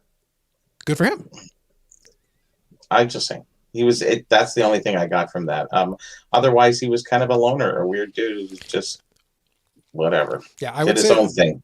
I would say the A&E documentary is tricky because they had to focus on the kids and the wife who To were get all their there. interview. But the thing is, they were all there after the height of his popularity in his career. So it's like none of you were here when he was actually doing most of the stuff we're going to talk about. So what do you know? They were given the home life perception. Sure. Time. But I'm saying so basically the A&E one is giving you the post career synopsis, and the other one is giving you a little bit of the pre, and it's a bit of a mixed bag. Yeah, I guess they're going. I know the girls were talking about. He was like that, but when he was home, he was a great dad, tucked us in, did everything for us. He was always nice and calm. Yeah, exactly. So they benefited from a good home life that way, and everybody else, whatever. Because he didn't get along with Hogan, he didn't get along with nobody. He didn't get along with a living soul. It's very interesting the way it worked out. So yeah, Ziggy here says Mike Tyson documentary. I haven't seen it. Not sure about it. I've heard that there's a WNBA player that is gaining steam. Yeah, Sabrina something. The name escapes me. She was the one who was associated with Kobe a little bit. I'm just a good player. I don't watch the WNBA. But yeah, look, anybody can gain steam for any reason. Just notoriety is all that matters. Again, people think that the on-court matters. No, it doesn't. Just notoriety. That's all. Mm-hmm. It just has to be notoriety. Here's the thing. Over the years and years have gone by. People love now collecting some Bo Jackson cards. If we use Bo Jackson's careers, he showed a ton of potential. He was an athletic specimen. He showed this potential to be ridiculous. But if you actually take his career, it's actually his totals are mediocre. He was never going to be in the Hall of Fame of any sport he played in. But we know that with the talent he demonstrated and the capabilities he showed in that window he showed us, had he been allowed to play a full career, we probably would have seen a Hall of Fame career in at least one sport, maybe 2. But we never got to see it. He's got his own cards here as well. Yeah, but this is notoriety. Bo Jackson was a phenomenon. Bo Jackson was a cultural icon for a period of time. The Bo Knows campaign is legendary. Notoriety. But what we got to see, the highlights of the Bo Jackson career that we got to see, were phenomenal. They were next level what you got to see. But it was a shooting star. You got to see it for a minute, and if you blinked, you missed it. The glorious shooting star. But hey, Bo Jackson was cool, man. It was fun. It was fun. It was fun while it lasted. I remember. Yeah. Yeah, so here we go. Investors carry the slime cases like puppy dogs. Collectors have the IKEA Dolthoff shelf behind them. Nice. Okay, quickly here. Did I hear the story from Max Museum on how Panini got the license to basketball? It was to save the sport and the hobby. Yes, I believe that was in a podcast I saw. I don't remember all the details, but yes. Yes. And I know Ziggy has a campaign against Panini. It's like the sports leagues like having one person. They don't care. Like I understand. Like I understand his point. Like the production, the customer service, and all that. But the NBA is like, look, how much money are you making us? Lots of money. Okay, great. We're fine. Mm. Yeah. Okay. So here we go. Business picks up. There you go. Thanks, JR. All right. So Jimmy Carter is the most. Milk I toast. assume you're thinking Melba toast. Melba toast is the one you're going with. No, milk toast, I think. Oh, that's an interesting spelling of milk, but okay. It is. It's wrong. I don't know if that's Malik. Yeah. Yeah. But I think it's milk toast. Okay, so here's the thing. As a history major, French spelling. here's the thing. As a history major, I think Jimmy Carter just has the worst timing of any president ever. Because if you guys go back in the history of the specific time period, remember one thing, and this is important.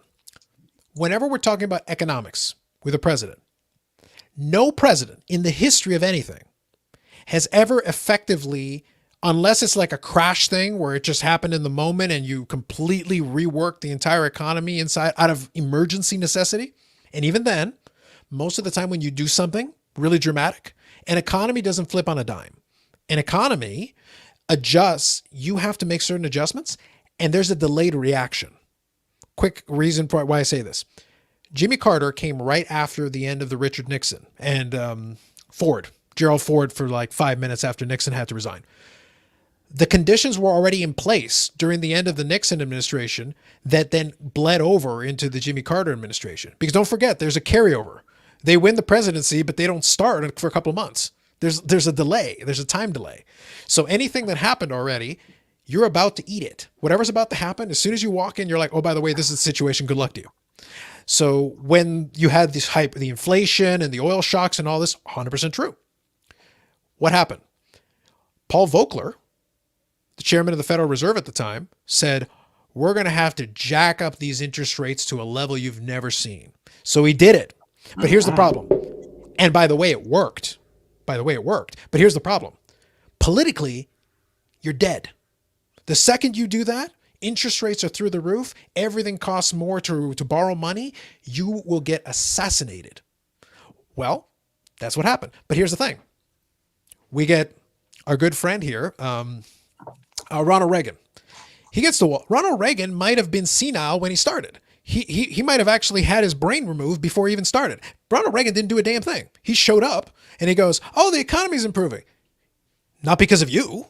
You didn't do a damn thing. He goes, I did tax cuts. Good for you. I'm very happy for you. That's great. The interest rate hike basically completely put the kibosh on that inflation that you had a second ago, but it was already in place prior to. It takes time to kick in. By the time it kicks in, you get to waltz in and go, see what I did?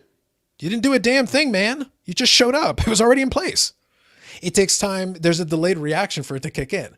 But then you get to reap all the benefits. So Ronald Reagan's a genius. So he gets to be a two-term president. Congratulations. Gorbachev, take down that wall. And by the way, the Soviet Union was going bankrupt anyway. It could have been Carrot Top as president at that time. It wouldn't have made a damn difference.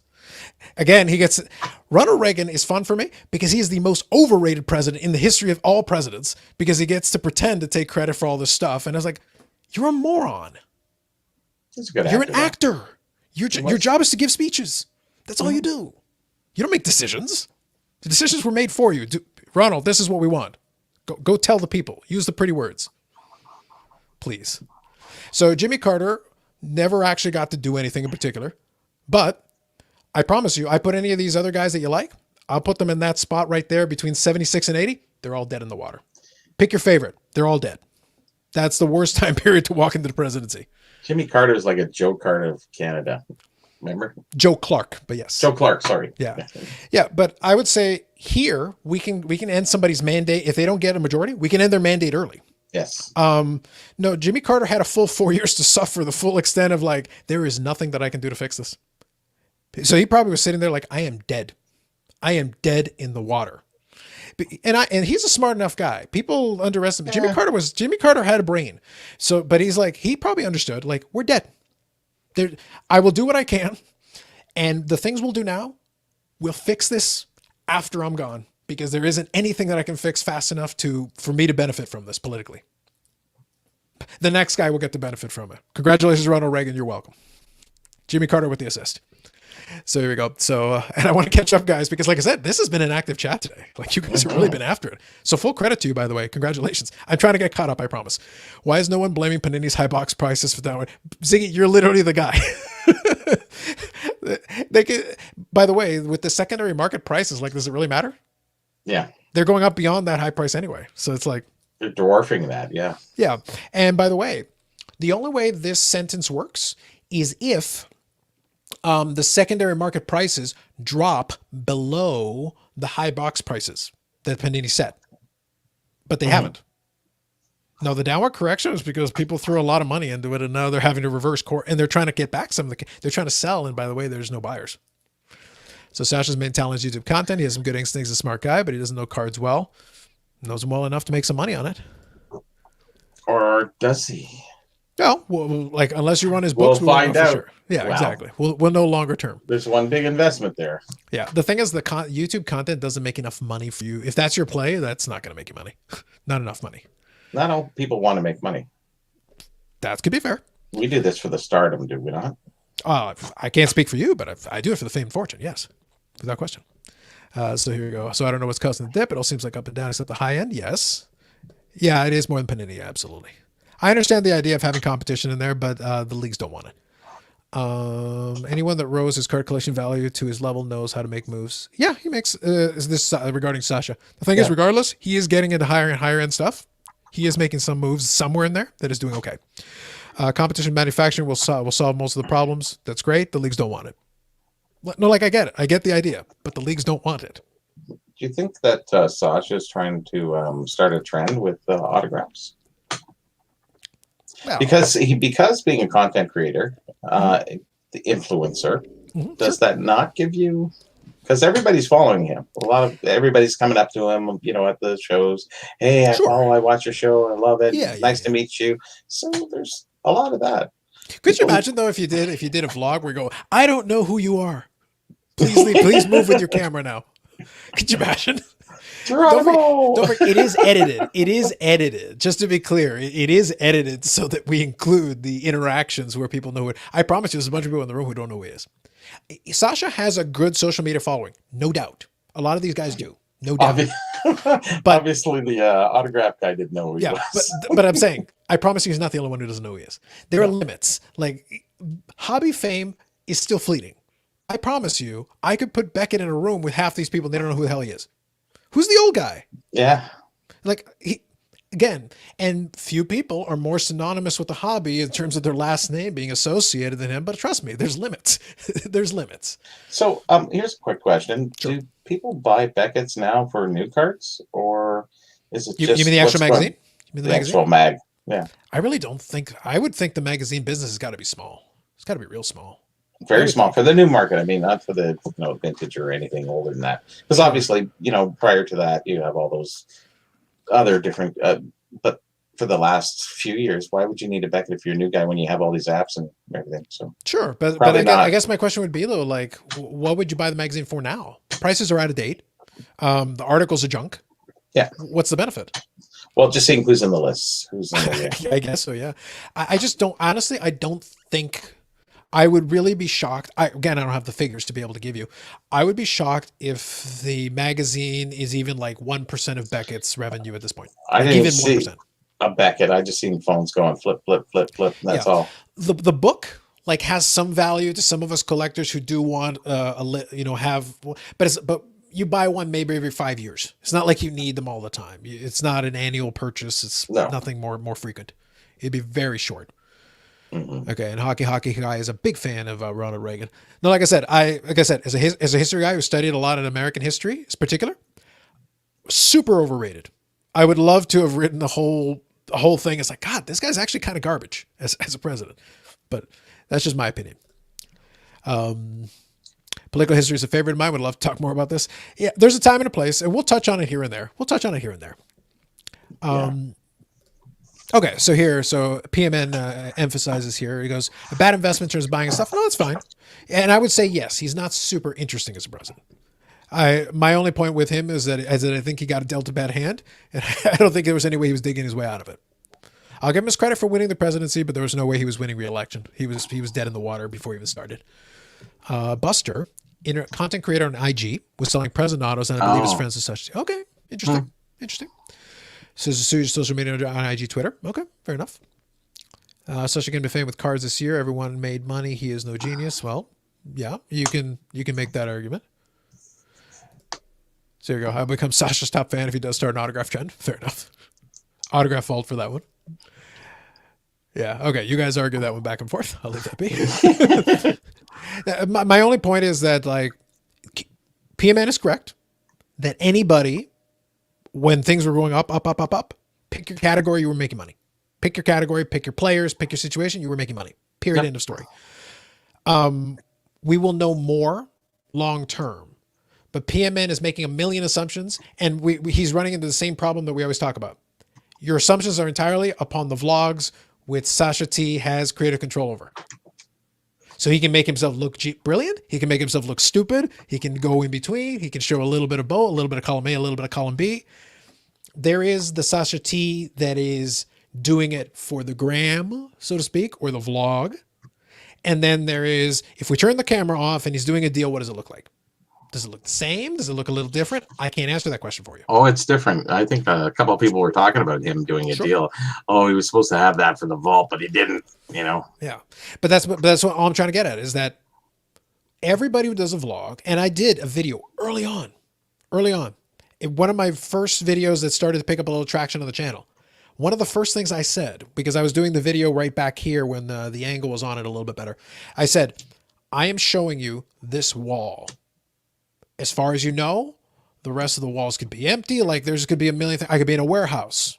I didn't use that exact example, but the point that I was trying to get at is I am showing you what I'm willing to show you. Nothing else. You don't know what the situation is. You don't know if this is a fake room. You don't know what's on the other side of the wall. Everybody's like that on YouTube. Don't take it at face value. Don't give it more or less credit than what it is, because if you're doing an edited video, you get to see what you get to see. On a live, it's a little bit harder to hide certain things, because if we're having a live interactivity and I'm interacting with the chat, I'm interacting with you, I can still do certain things, but there's a limit. On an edited video, there is no limit. I can do 100 takes. I can rephrase this 50,000 times to get it just right. There's so many things I can do on an edited video. So you have to be careful. Don't draw definitive conclusions on anybody based on an edited video. Doesn't matter how slick it is. Doesn't matter how basic it looks. There's always the possibility for editing, and you never know what's going to happen. Yeah. So like I said, we can interpret a little bit, but I never draw definitive conclusions. Can't do it. Oh, John Diefenbaker. Okay, maybe.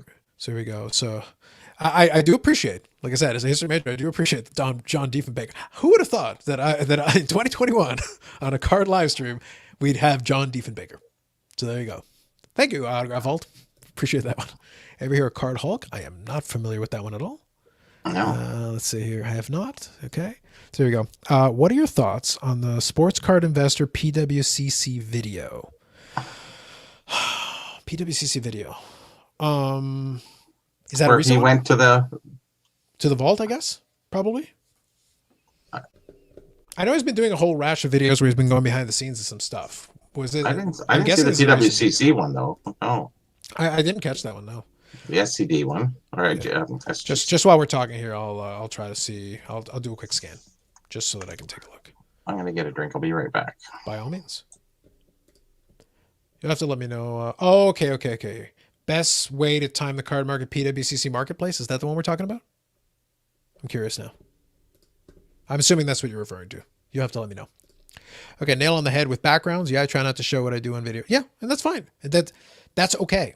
But the reason I use that example and the reason why I did it in that video is that I was trying from time to time. I've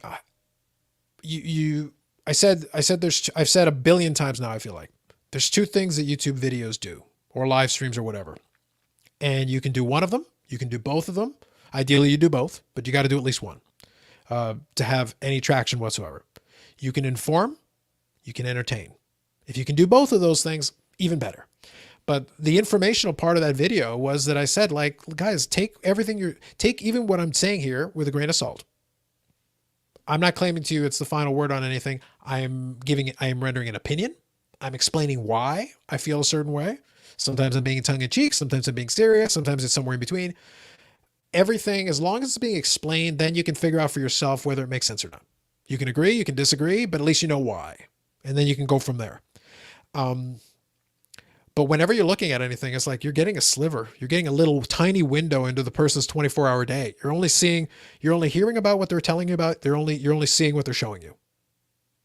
You want to draw a definitive conclusion on that? Good luck to you. Because I can take any couple of minutes of anybody's day and make it look more exciting, less exciting than what it really is, and you have no idea unless you're there. So here we go. I think Carrot Top was present then. Yeah, probably. Oh, here we go. He discusses how he sold cards in February and how he had PWCC would help him make money. Some were upset that he sold in February and didn't tell others to sell. Right. Okay. No idea you could vault with PWCC for free? Yes, I believe so. Yeah, because I think you can hold it. If memory serves me, I do remember looking into the vault a little bit. I believe you can basically just have it held there as kind of a security measure, and they can take scans of it and stuff. And then if you want to sell it or whatever, then there's certain benefits that can be used. I know there's certain criteria on what can be done, but I know that there are conditions under which you can have your stuff held for free. And then, yes, there are some selling benefits. It is a service, right? It does allow you a certain amount of control over your stuff. So that's definitely a real thing. Oh, you know what? If there was any glitching that Bobby was talking about, I think I know why. I had a couple of tabs open, and I actually had I had the baseball game in the other tab, and I forgot about it. Okay, now it's off, so it should be okay. So there you go. That would explain it. I was wondering why there seemed to be a little bit of. I saw a little indicate. I get a little icon here. It tells me if the signal's a little bit weak, but I'm on this thing's hardwired, so I was trying to figure out what was going on with it. Okay, that explains a lot. Looks like the Jays are winning, so that's pretty sweet. I have to see if Vladdy Jr. is playing well. I actually sold a couple of his cards on eBay the other day. Did well with that, so I was very pleased. Very pleased. Looks like, okay, so it looks like the Jays won. Oh, it was a 7-inning game. Gotcha. Didn't realize. Maybe they're showing highlights. Okay, cool. Sounds good. All right. Beautiful. So I'm pleased to say that we actually did get caught up, so that's good. I have not seen that video, Ziggy. That's what I'll say. I'll have to check it out. I'm not surprised though. I was familiar a little bit with what PWCC was doing, but I hadn't looked into it too much. I'm not in the market for a lot of the stuff that would be housed in that marketplace though, in fairness. So maybe that's probably why I didn't pay it too much attention. So now that we're a little bit caught up, thankfully, do you guys have any other questions related to anything? Dallas show, anything else market-wise? Obviously, we're having different market conversations, but you guys can let me know. Oh, Bobby, I think I figured out, by the way, I was going to tell you. I figured out what the issue seemed to be with the signal thing. The clipping? Yeah.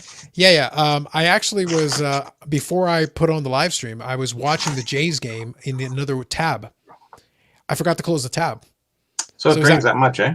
Well, I have it set to high def. So I was actually using some bandwidth in the other tab and didn't even realize it was still on. I've been collecting some Gretzky and Jordan and Montana lately. Have you actually? Like just some standard I'm stuff? always actual. Okay. So what's it's never it's not going to be cards, but what specifically? Book covers from '89. Book covers, huh? Yeah. What size are the book covers? They're pretty big. It's like 11 Yeah, I was by. gonna say. It covers a book, so you put it over a book, and they're sealed from '89. Joe Montana. Okay, I have a question though. Why would you want a Wayne Gretzky book cover? It's not what I want. It's what other people want. Why would they want one? Well, this is 1989. So Okay. how old is that now? Yeah. So somebody's doing a trade with you, and I say, hey, you're a Gretzky collector. You ever seen an unopened book cover? Oh, okay. So I pick them up for what $3? Mm-hmm. Actually, they were $1.79 back then. Sure. So you throw it in, you get a $20 value on a trade. Done. There you go. I'm Sasha T-ing it all day, brother. Look at you, Sasha T. All day, brother. As a verb with a wrestling reference. Look at you. Yeah. All right, so P.M.N. says here, are there any Medano's teammates that you also collect? I do collect some Jamie Benn, who was a teammate of Medano in his first season, with Medano's last season, in Dallas. He did play one more season in Detroit, which was a little disastrous. So I do collect that. I try to pick up, on occasion, I will pick up the odd Marty Turco card as well. But it's very selective. Like, it's one of those things where like I've got enough committed into focusing on that Medano collection where it's very tricky to divert too much funds. When I do collect other things, it is a little bit vintage, and I do try to pick up some rarer Juan Soto cards. I've been very picky about it because I'm not trying to get everything. But you know, in tribute to the basketball guys, I do try to get the, and I'll show an example here if I can reach for it. Yeah, it's just on the other side. I do grab the Select and Prism Golds. So if any of you guys are familiar with those, these things are all out of 10. So they're a little bit tougher to come by. So especially the early stuff. So really nice looking though. I'm a big fan. But yeah, these ones are a little bit tougher. Still relatively affordable, I would say, all things considered. Anything team related that you collect, like Medano wise? Team? Yeah, you know, there's like team photos or, you know, when he's on the team in a team group shot. Okay, yeah. So they do have, there is some stuff that made it onto the Beckett checklist that is like that. Where they will have some, because they had, because in the Beckett checklist, they do include the team issues. So the team issues are included as part of that. Perfect. They're a little bit more obscure, but they are fun. But they're a lot of fun for sure. Yeah. You can see we're clipping still. Yeah, for sure. So there you go. So I used to have that Jordan book cover when he was third, fourth grade in the early 90s. Nice. But David G, what book did you put it on? Just out of curiosity. I'm just curious. Since you're using it as a book cover, I'd be curious what book you put it on. Or books. A Gretzky on a Gretzky book. Nice. Okay, so who was the goal leader in Medano's year? So for, if we go to the early parts, John Casey, a couple of different folks. Yeah, Roman Turek, I think Roman Turek for a cup of coffee. Yeah, and then once the team started really picking up, it was Balfour. Balfour was the big one, and then Turco took over from Balfour, and that was a good tandem. So you had Balfour obviously was great, and then Marty Turco was actually very, very good.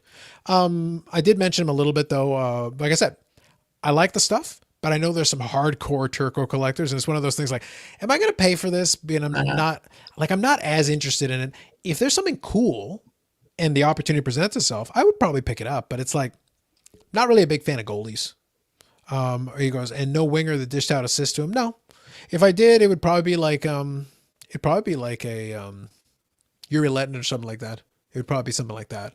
But it's one of those things like, I am so laser focused on that Medano collection when it comes to the hockey side of things. Is like any dollar I spent, if I spent $1 on a Marty Turco card, that is one less dollar that I could spend on a nice Medano. And if I have a ton of them, but there's always opportunity to get more. Still freezing up. Is this up? On occasion, yeah. Is it me or is it Carlos? Yeah, I haven't seen anything from the chat yet. You guys will have to let me know. Everything's been looking pretty clean on this end, and I haven't had any issue with flipping between windows and browsers. So, and the streaming's done. So, yeah, I don't have anything else open. Cool. So. Okay. Well, we'll keep an eye on it. You guys will have to let us know. Sometimes it's heavy on the Friday night. Yeah. So what I'll do, guys, is just while we're hanging out there, I'm gonna open one of these up. Wow. Oh, yes. Okay. So here's what I want to know. There's two of them. And I'm going to open one up and I'm going to save one for a video. So am I going to do one that's on the outside here or one that's on the inside? Outside? Inside. I'm on the inside. Okay. So right now, one vote for well, actually I say, there, I'll do it this way. So inside for me. So right now, one vote for the one that's higher. So you guys let me know. I'm going to open one of these two. So the one that's closer to my head or the one that's further away? Let me know. I'll let it sit for just a moment. I'll leave them in front of me. It's me that's freezing up. Okay, cool. Well, thank you for the feedback. Thank you, David. Bobby, no freezing up, and then it's gotcha. Bobby's video has been fine. Oh, so it's you. It's you, Bobby. Video has been fine. What's that mean? That was David G. Yeah, it says it's you, Bobby. The video has been fine. So where's the other one? It's Bobby, no freezing up. Okay, so Yannick's saying the one closer to my head. So we're going to go with that. Yes, that's the one. That is the one. All right, folks. So we're going to do that. Live break. Oh my so God. It is 67 cards. It is one of the hanger ones. So it is 2021 Topps Series 1. One Soto on the cover. What are we looking for? I really don't know who the rookie is this year. I know there's different. Let's bring that up. Yeah, I know there are different because I don't remember 2021. I don't remember who the rookie is. That's a tough one. Yeah, so here we go. Yep. Yeah, I went with What's the brand that. of that again? Autograph vault's at the bottom, so we already made the decision on that one. What's the Here you brand go. of that? I'm just typing it up. 2021 Topps Series Yeah. 1. So Hockey here fills in some of the blanks. John Casey, Andy Moog. That's a good one. Forgot about Andy Moog. That's a good one. Wasn't Roman Turek, though, a backup, I think? I don't think he was a starter. I think he was the backup. Steve says neither, and we don't listen to Steve on this one. He's the hockey oracle, not the baseball oracle. We cannot trust his judgment on these matters. Guide to top rookie cards. Okay, so Steve sees the freezing that you're talking about, Bobby. So I guess it's your mileage may vary. I don't know. So anyway, there you go. So I've opened that up. So I'm freezing? No, he says I'm freezing. Yeah, So okay. Steve says I'm freezing. Yeah, it was kind of a reverse the way he's speaking in tongues there. So I don't know if any of you guys have seen that.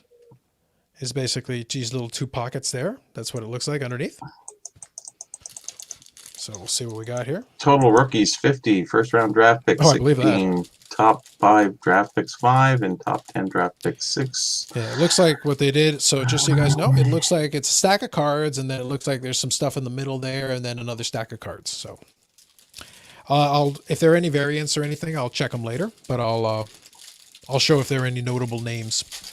And if you guys happen to know any of the rookies, let me know, because honestly, for 2021, I don't know. I have no idea. So we have Dalton Varsho. Dalton Varsho. Okay. Who does he play for? He's playing for H24 for who? Nice. So any of you guys have probably all seen these. I do like the action shots and stuff, so that's cool. Joey Bart. Sixto Sanchez. Here you go. Bobby Members welcome Delavac. our first time here in Boston. Montcastle. So apparently there's a Montcastle. Sean Doolittle. Let's just go through them quickly. Here you go. There you go, Bobby. There's one your line. Dab on him. What? Action shot. They're dabbing. Oh, gosh. You'll have to Google it. I think so. Oh, there you go, my boy. Juan Soto. On Nice fleek. action shot. On fleek. Yeah, that's true. That is on fleek. There you go. Alec Baum. There you go. That's true. Okay. Brady Singer. Let's see. Alex Verdugo. Boston Red Sox. Jeez, those cards Patrick Sandoval. are... Man. Miguel Rojas. And if there's any variants or anything, I'll have to see. I don't know. Let's see. Raisel Iglesias. Flip them over. David Bodie and John Lester. Two Chicago Cubs, back-to-back. Sterling Marte. Okay, here you go. So this is a kind of an action shot. A playful bout of juniors. So there you go with a Vladdy Jr. cameo. That's cool. Okay, Brandon Workman. Here you go. Alex Baum, disappointing this season. Glad I didn't buy his cards. Pash, okay. Otani cards should be as popular as Mike Trout cards. Well, I'd argue he should be more popular than Mike Trout cards. At least he's playing. Bobby Dahlbeck. Okay. Danny Duffy. Not going to take too long on these cards. I'm kind of zipping through them quickly. Joe Adell. Alec Baum is the rookie, yeah. Yeah, that's the one that Steve mentioned. Yep. Tyler Stevenson.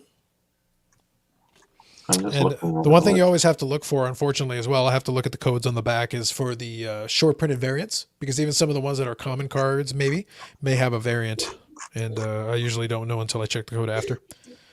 So Brian Goodwin. Here's Trevor Bauer, league leader card with his with the Reds. They haven't updated it in Series 1. So Amir Garrett. It's kind of a boring, to be honest. It's kind of a boring design for 70th anniversary of Topps, but anyway. It's DJ horrible. LeMahieu. Another stripes again. It's just, what are they thinking? Roberto Perez. It's like something almost out of the 80s. Yeah, Early 90s. I think so. See Chris Bubik. A lot of flipping this things here. All right, Bo Burrows. Okay. Oh, there you go. There's a Blue Jay. Bo Bichette. Future Stars. Oh, Boba Fett. Good stuff. Yep. I set aside the Jays and obviously Soto, of course. Mhm. Jacob Junis. Very nice. Not too familiar with some of these guys. Okay, Jamer Candelario. Okay, so I do have a jersey card here. Not to be, but we're going to be excited about this one, myself included, really. So, Major League Material. Jose Altuve. Boo. it's a pitcher. No. That Jose Altuve is second base for the Houston Astros. What was it? Oh, it looked like he was pitching there. Sorry. Yeah, he's throwing. He's throwing. Yeah, he's throwing. Got it. Yeah. And it's a white swatch, no less. That's kind of boring. Yeah. Oh, here's some 52 Tops style cards. So Javier Baez. Gotta have some 52 Tops design. There you go. Hey, Ronald Acuna Jr. Nice. That's all right. That's pretty good. See, that's a better design than the original design. Well, that's the 52 Tops. It's a classic. Hey, and I got the Cool. Juan Soto in the 52. Hey, there you go. Hey, listen, I'm liking that. That's all right. Is there a number on the back of that? I don't think these are numbered. No. No. Okay. No. So, you know what? I'll take a 52 Tops with the Juan Soto, with the player I like. That's all right. To me, that's a win. Joe Adell? So they didn't number the parallels, or They might have numbered some of these, but those specific ones they did not. Okay. And now I like, by the way, I'm a big fan of the fact they go back 35 years for their retros for some of the inserts. But because it's 2021, 35 years is the Nice. legendary 1986 top set. And I'm like, Oh, really, no. guys? Paul Goldschmidt, 1986 oh, tops. there's See, the thing is, I like 86 tops. But I this like was that this was top black. Yeah. it's a clean design. I don't mind it, but it's like, guys, really 86 tops. Okay, whatever. Carlos Carrasco, Stars to Service. There you go. Okay, so now we're on the back end of this here. Hector, what is this? Hector Neris. I will say the names are pretty small. I do have my glasses on, but even with this light here, it's a little tricky to read sometimes. Harrison Bader. And I see some war slander, which I always appreciate. I'll get to that in a second. Blessing breaks. Good evening as well. So D. Strange Gordon. There you go. Gleyber Torres. Boo Yankees. It is a good pose, though. I appreciate there's at least an action shot there. So that's something. Yeah, but they cut off all their hands and stuff like that. No, for sure. Former Blue Jay, Josh Donaldson. Oh yeah, he was a good Former player. MVP with the Jays, yeah. Mm-hmm. Avisail Garcia. With stuff like this, you do have to savor it because we don't get a lot of retail anymore. So whenever we get it, we got to enjoy it. Michael Franco. And in case there's any variations or anything, I'll look into it later. So Tony Ganozzini. I totally butchered that name, but there you go. It's got the rookie cup. Luis Patino. Brandon Drury, Jays player. There you go. Julio Urias. Okay. Flip it over again. Max Kepler. Luke Voigt. Zip through these last couple a little bit more. Johnny Cueto. Clayton Kershaw. Max Muncy. Feel like your Dodgers. Back to back. Zach Britton. Okay. Willie Adames. Matt Shoemaker. Jays player. There you go. Fernando Tatis Jr. Feel like your young guns. There you go. That's all right. Put that aside. Oliver Perez. Decent action shot anyway. Trevor Williams. Wade LeBlanc. Okay. San Diego Padres. Oh, this is the game where they did 4 games and 4 Grand Slams. That's kind of a highlight there. Okay. Hunter Renfroe. Whoops. Let me grab that. There we go. Okay. What is that? Griffin Canning. Look like a G. Miami Marlins. Very exciting. Someone OG. Yeah. Jake Arrieta. Okay. AJ Pollock. Sliding. Do like their action shots. Legs cut off. Just Yeah. like, could have backed it up a little bit. Dane Dunning. There you go. All right. That is a blaster. At least I got a couple of Sotos out of it. The jersey card, not so great. But hey, you know what? Considering I haven't opened anything, I'll take it. Those are fun for kids. Yeah. That's all right. Or big kids. Not too bad. I still enjoy opening some stuff from here and there. It's always fun. Carlos Breaks. We're going to have to brand the name there. All right. So quickly, I'll zip through here. Nate Peterson. Others, but can't recall them right now. Yeah. Bless and breaks. Trout is always injured. The Angels 500 since Trout has been out, which is basically better than when he was healthy. So war can go F itself. To the shock of no one. Don't start. The shock of no one. War is such a farce, a fabricated stat based on hypotheticals and speculation, not actual stats. Baseball is a game of streaks and team chemistry, so put a replacement level as hypothetical is garbage. Correct.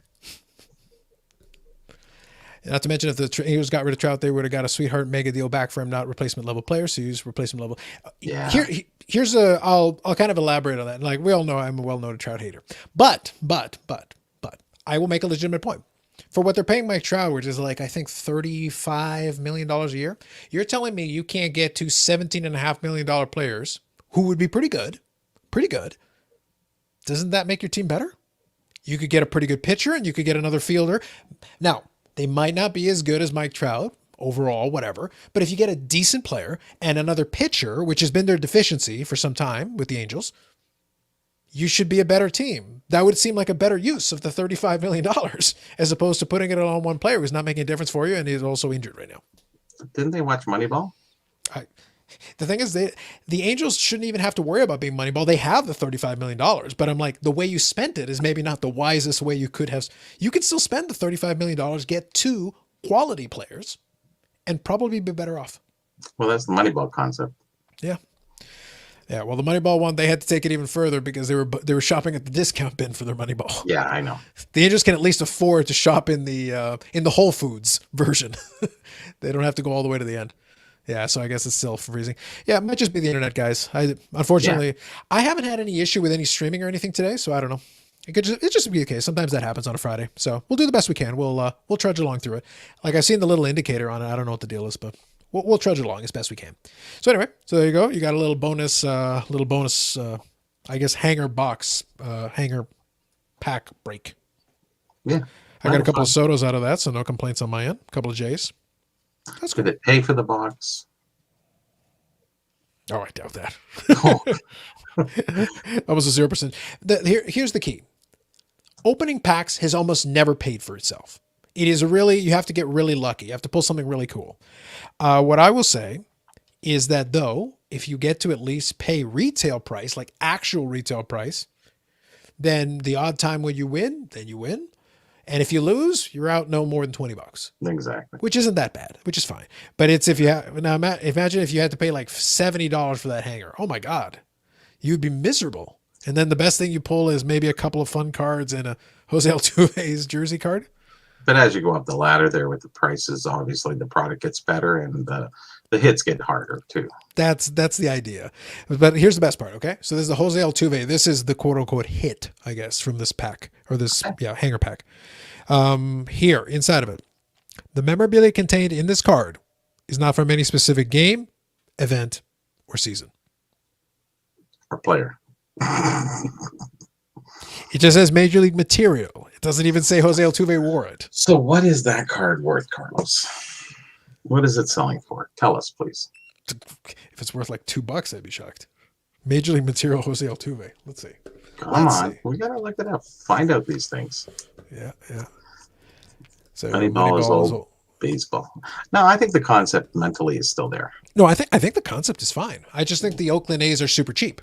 Like they actually could take advantage of the concept if they actually, if they didn't just literally try to go bottom rung on everything. Yeah, Leafs need money puck. Well, they need something. The Leafs are a different problem entirely. The Leafs have plenty of money. That's never been their problem. Yeah, they just have players that try to outscore the other team without having any defense. All right, so let me look sold items here. $5, gotta be. All right, so we're on .ca here, so we're gonna go Canadian dollars. Let's see what happens here. Oh, if I can okay. Okay, let's see. All right, so I've got it set to most recent. Most recent. The last one that went for auction that sold on the 21st. $7.85 Canadian. Not bad. Not bad. 3 times more than you said. Well, there you go. I am Plus rich. shipping. I'm rich. Plus shipping. I'll take my 2 sodas. Thank you. I'll take my 2 sodas. People, What are the odds though on the jersey? I pulled 1 jersey from 3 hangers. Oh, I'll check. I got it here so I can take a look. I thought it was 1 per box. I have no idea. No clue. Let me see. And by the way, guys, just while we're hanging here chatting, by all means, just let me know if any of you want to chat about anything in particular. It doesn't have to be cards and stuff. We can have some fun. It can be whatever you guys want to do. Yeah. I'm just kind of hanging out on a Friday. So, because we already talked about Dallas, we got our information in for Dallas.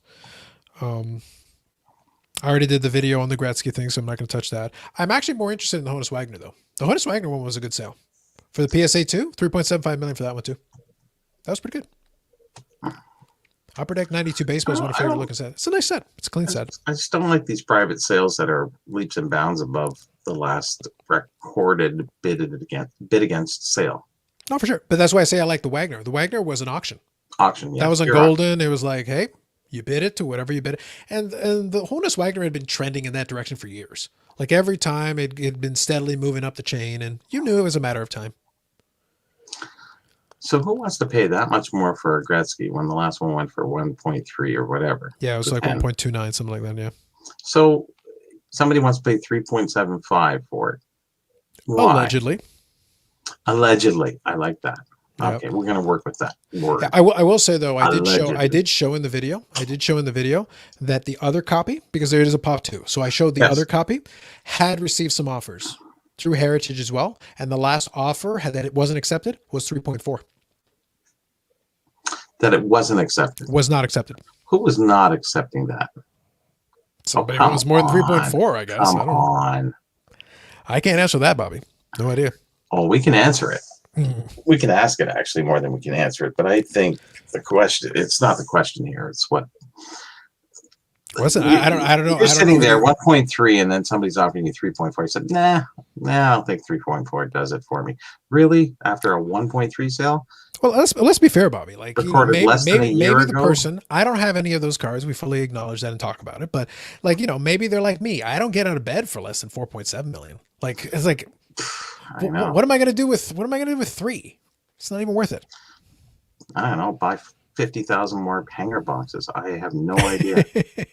Well, at least I'll tell you, even for the base card heavy product and everything, at least the hanger pack was fun.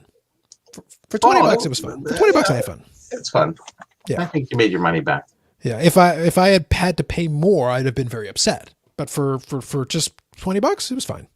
Was it in a pack? Because it's usually on the pack, right? Yeah. So basically, it's a hanger pack. They got the odds on the back. I've been scanning through them. There's a lot of odds though. Like here, there's a lot of odds. Oh, yeah. So like, there's a lot.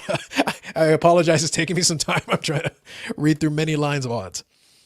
It is here somewhere, but I got to go through it. That's why I said if anybody's got questions or anything, we can talk about it.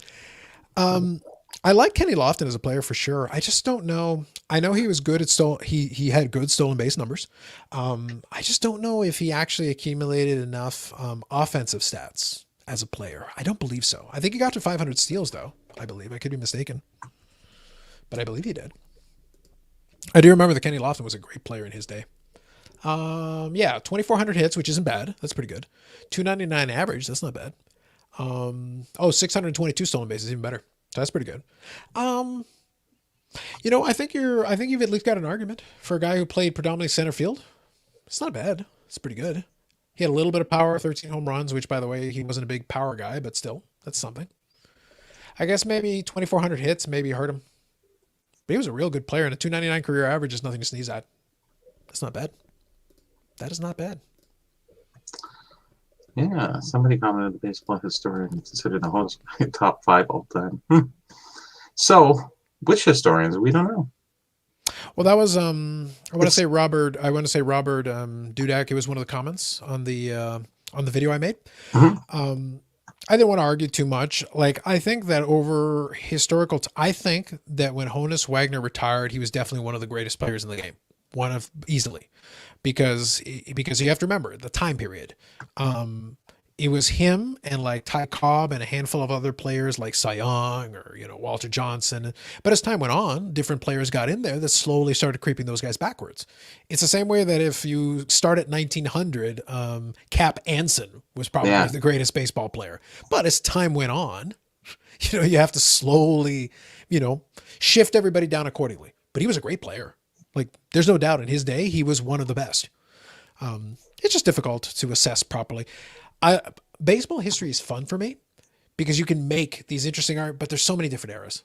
The dead ball era is a completely different game than when Babe Ruth started hitting those home runs and they went to the live ball. And it was a completely different game when they integrated, like when they're integrating and you've got, by the way, if you're a good player, you can play. It's not, you're black, you don't get to play.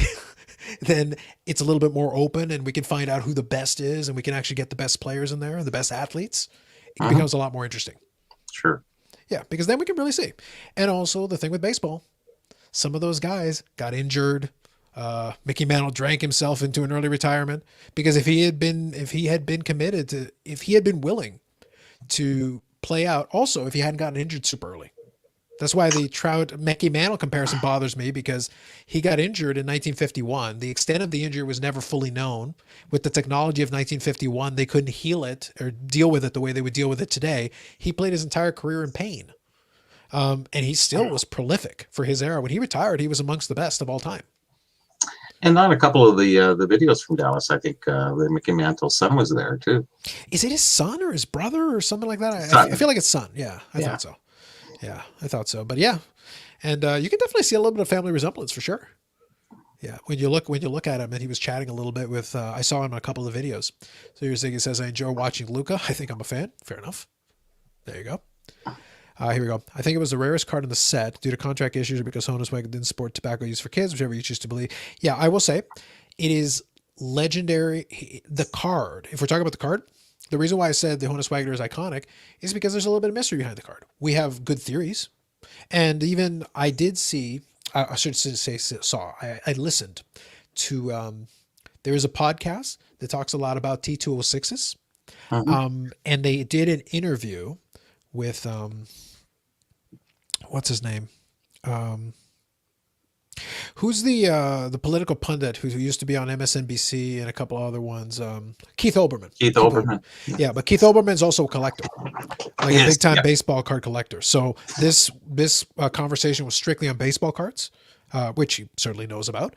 And they were talking about the Honus Wagner, and he is a collector of memorabilia related to the T206 set and the era, including uncut sheets and stuff like that. So he researches it, obviously.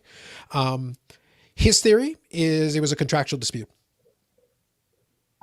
Yeah. So basically what Blesson breaks, the first of the options here, most likely it feels like it's a contract dispute. The most likely. Because obviously Honus Wagner did chewing tobacco and he was in a set chewing tobacco later on in his life as a manager or whatever. Go figure. Yeah. Like it doesn't hold, the tobacco thing for kids doesn't really hold up to scrutiny. It was probably a contractual issue. He was like, well, if you're going to put my picture on there, you're going to pay me. And they're like, pull that.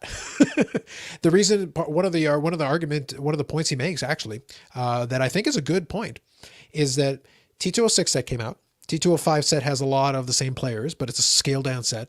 But by the time they get to T207, which was a later set, a lot of the star players vanish from the T207 that aren't there.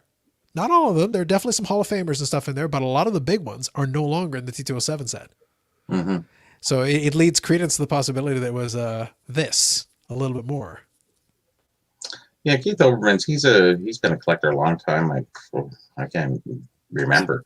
He bought a book for me a couple of years ago, and we were talking a little bit, and he's kind of radical. He's going, what's with this original 6? Did you see that video he did? It's not really the original 6 because the original 6 only started in 1942. Original 6 would be back in the 20s, and they didn't have 6 teams. They had 7 teams, 11 teams, Like, okay, whatever. It's just something we say, something we call it, It was 42 to 54, whatever it was, So. Yeah. Well, the thing is, like, people have to remember that a lot of these leagues were in 67. flux. A lot of these leagues were in flux for a lot of time. It's like you can't. None of these leagues were clean at the beginning in terms of number of teams, the No. structure. A lot of them had a formative period where a lot of stuff went. Yep. And then as time went on, like even the leagues that are established today, right? You go to the NBA. Well, they had teams that merged from the ABA that had their own history prior to joining the NBA, and they remain in the NBA to this day. But first they were in the ABA, and they have their history. The NHL, the WHA, WHA is classic. the Edmonton Oilers exist to this day from the WHA. Like there's this collective history. And actually, I'll do a quick addendum to my Gretzky slander video. Oh, But I'll make a point though. There is a scenario. Now it never happened, but let me throw to you a hypothetical. What if you had the 79-80 O-Pee-Chee Gretzky just as you do today? But what if there had been a 78-79 WHA set that actually included a Gretzky in an Edmonton Oilers uniform? ooh, that's a tough That'd be question. cool. That would be an iconic card to me, potentially, because it could be very interesting. What if they had released it late and then refresh my memory? Was there a 78-79 WHA set? I don't think so. No, 77, 78, and then stop. Yeah, that's It what I did thought. 4 Okay. years. Yeah. So like I said, hypothetical. Stick with me. Let's pretend they had released that set. Let's pretend 78-79 had been a set for the WHA, O-Pee-Chee tops, whatever you want. And let's say it had been right at the end of the print run, and they were going to put a Gretzky in there. And for whatever reason, something happened, and they weren't able to release it in time. But some of them got into packs or something where the card exists. A 78-79 O-Pee-Chee or tops, whatever you want, WHA card of Edmonton Oiler Wayne Gretzky. Mhm. That would be cool. That would be So- interesting. That would have a backstory. That could be an iconic card if such a beast existed. So now, does that are the WHA rookie cards for rookies because it was a major league? I think we addressed this a while back, and I We feel did, like but we're doing the hypothetical address here right now. no, for sure. But I think if it's issued, it was a major league, professional. The players came into the NHL right from, and it was the same team, carried right over, and the professional totals are counted in Yeah, Wayne but he was Gretzky's with the overall Indianapolis Racers prior as well. to Yep. But I'm saying in this hypothetical, he doesn't have an Indianapolis because there's Okay, only like gotcha. a handful of games. So 8 games. Yeah. yeah. So he at least played a full season as an Edmonton Oiler in the WHA. So we know this for sure. Okay. If such a card existed, that could be a Grail card. And in the scenario I outlined, that would be a very rare piece indeed. Like the Gretzky super fan, super collector, that would be the Grail. That would be the icon card. Because it's with the team he's known for, obviously. And it would be a rookie card, theoretically. But it would be a super limited copy. It would be the opposite of the 79-80. That would be tough to come by. Yeah. Sort of like the Bobby Orr. There's his rookie card, and then there's the other cards that he has for the Oshawa Generals. So, and they get very good money.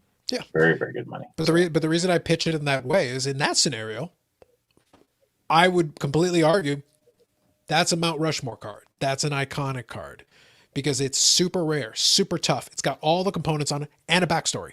Because then you can ask yourself, how did it get out? What happened? Why didn't it get released in the first place? What occurred?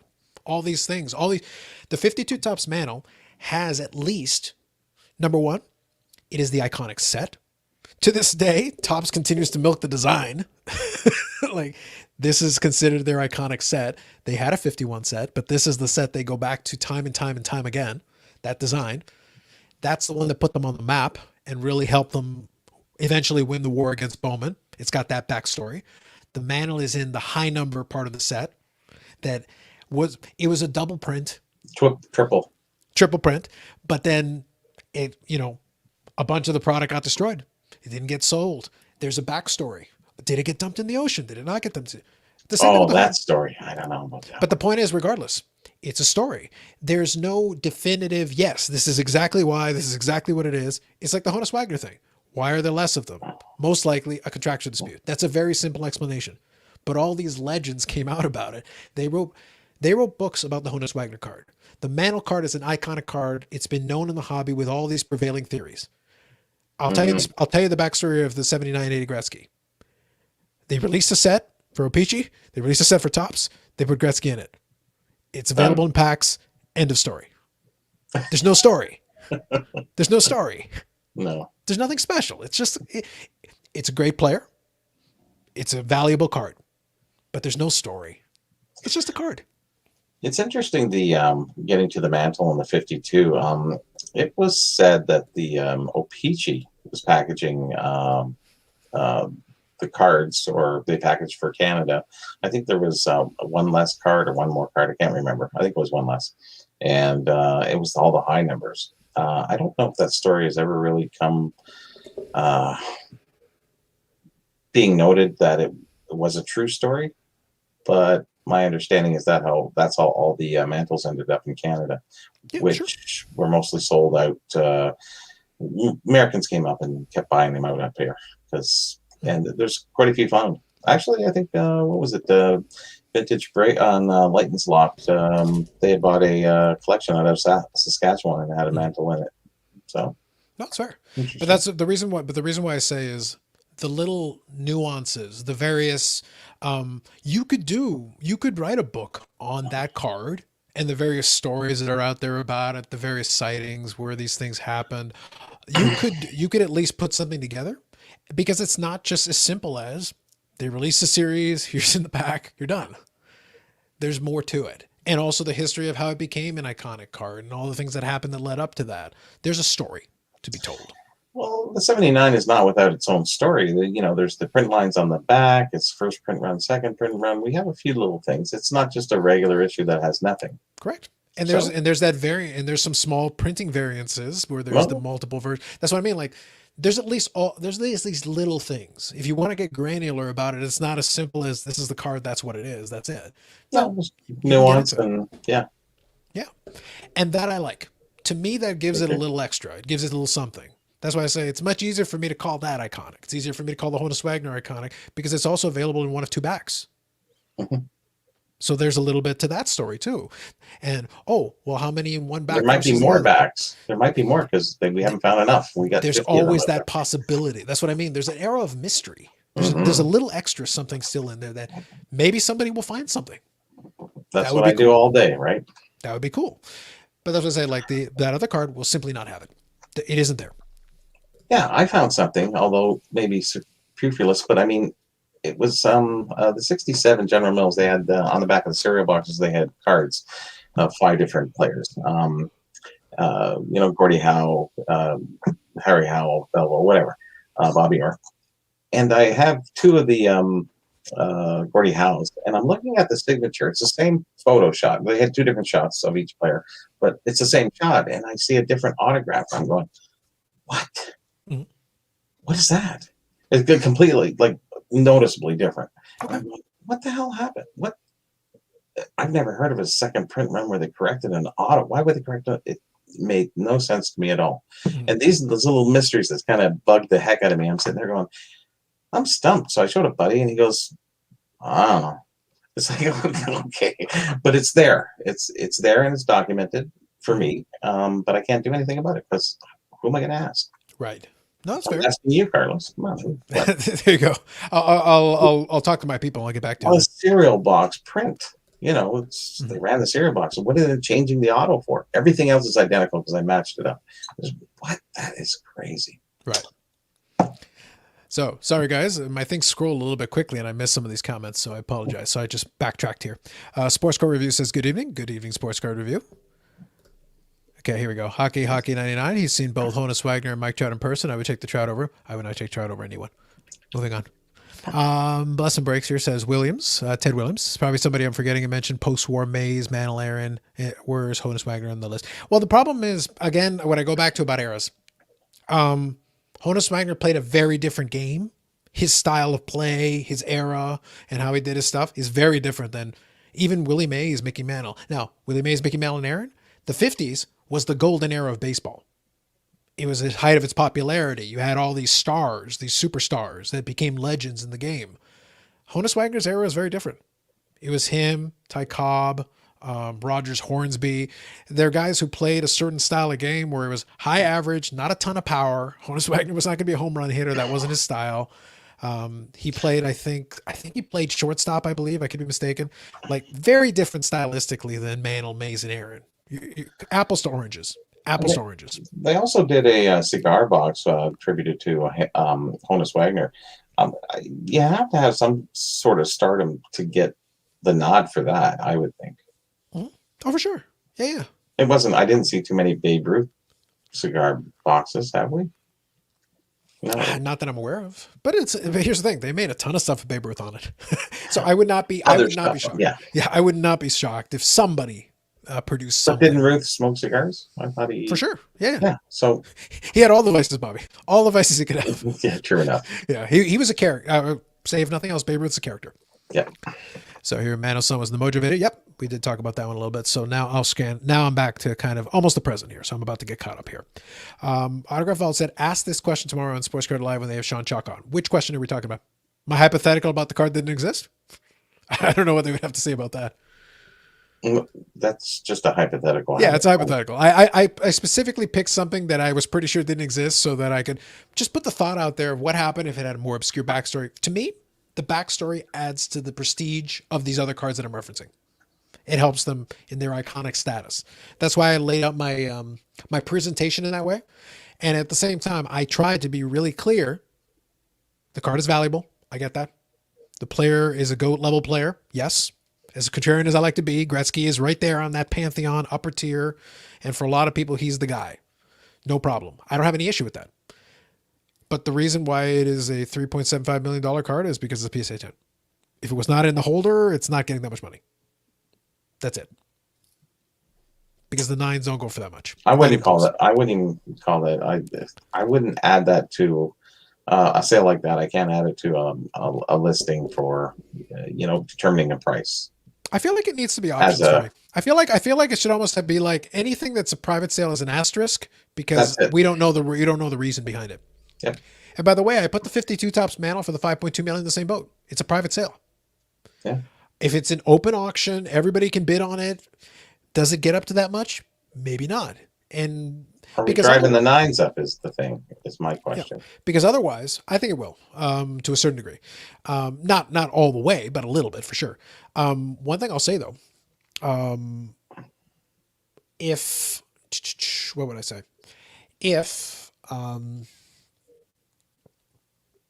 Just trying to think of the best way to word this. One thing that I would say is if the card itself was put into that open auction, you would have the inflation would happen, I think, because that's the way things have trended. But the inflation, I think, would be slower. It'd be one of those things where, yeah, it would probably top the last one, but maybe by a unit or two, but not like a tripling or doubling or whatever. I think that's dramatic because it almost tripled on price. Yeah, for sure. And the thing is that the other thing that I would throw out there is that the problem is when you do a private sale, if it's somebody who wants the prestige, you and I have a conversation and I say, Bobby, I want that Ziggy Palffy item trinket that you have. I will give you $50 million. Well, now it is the most expensive hockey piece of memorabilia of all time. It's like, why did you pay $50 million? Don't ask me questions. It's the goat of goats. I have to have it. I guess so.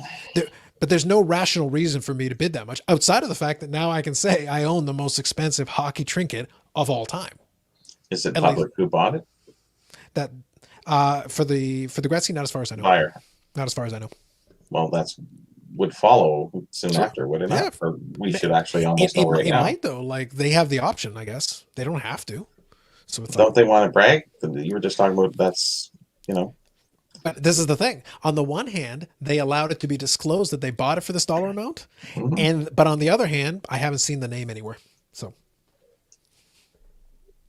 you see, I don't.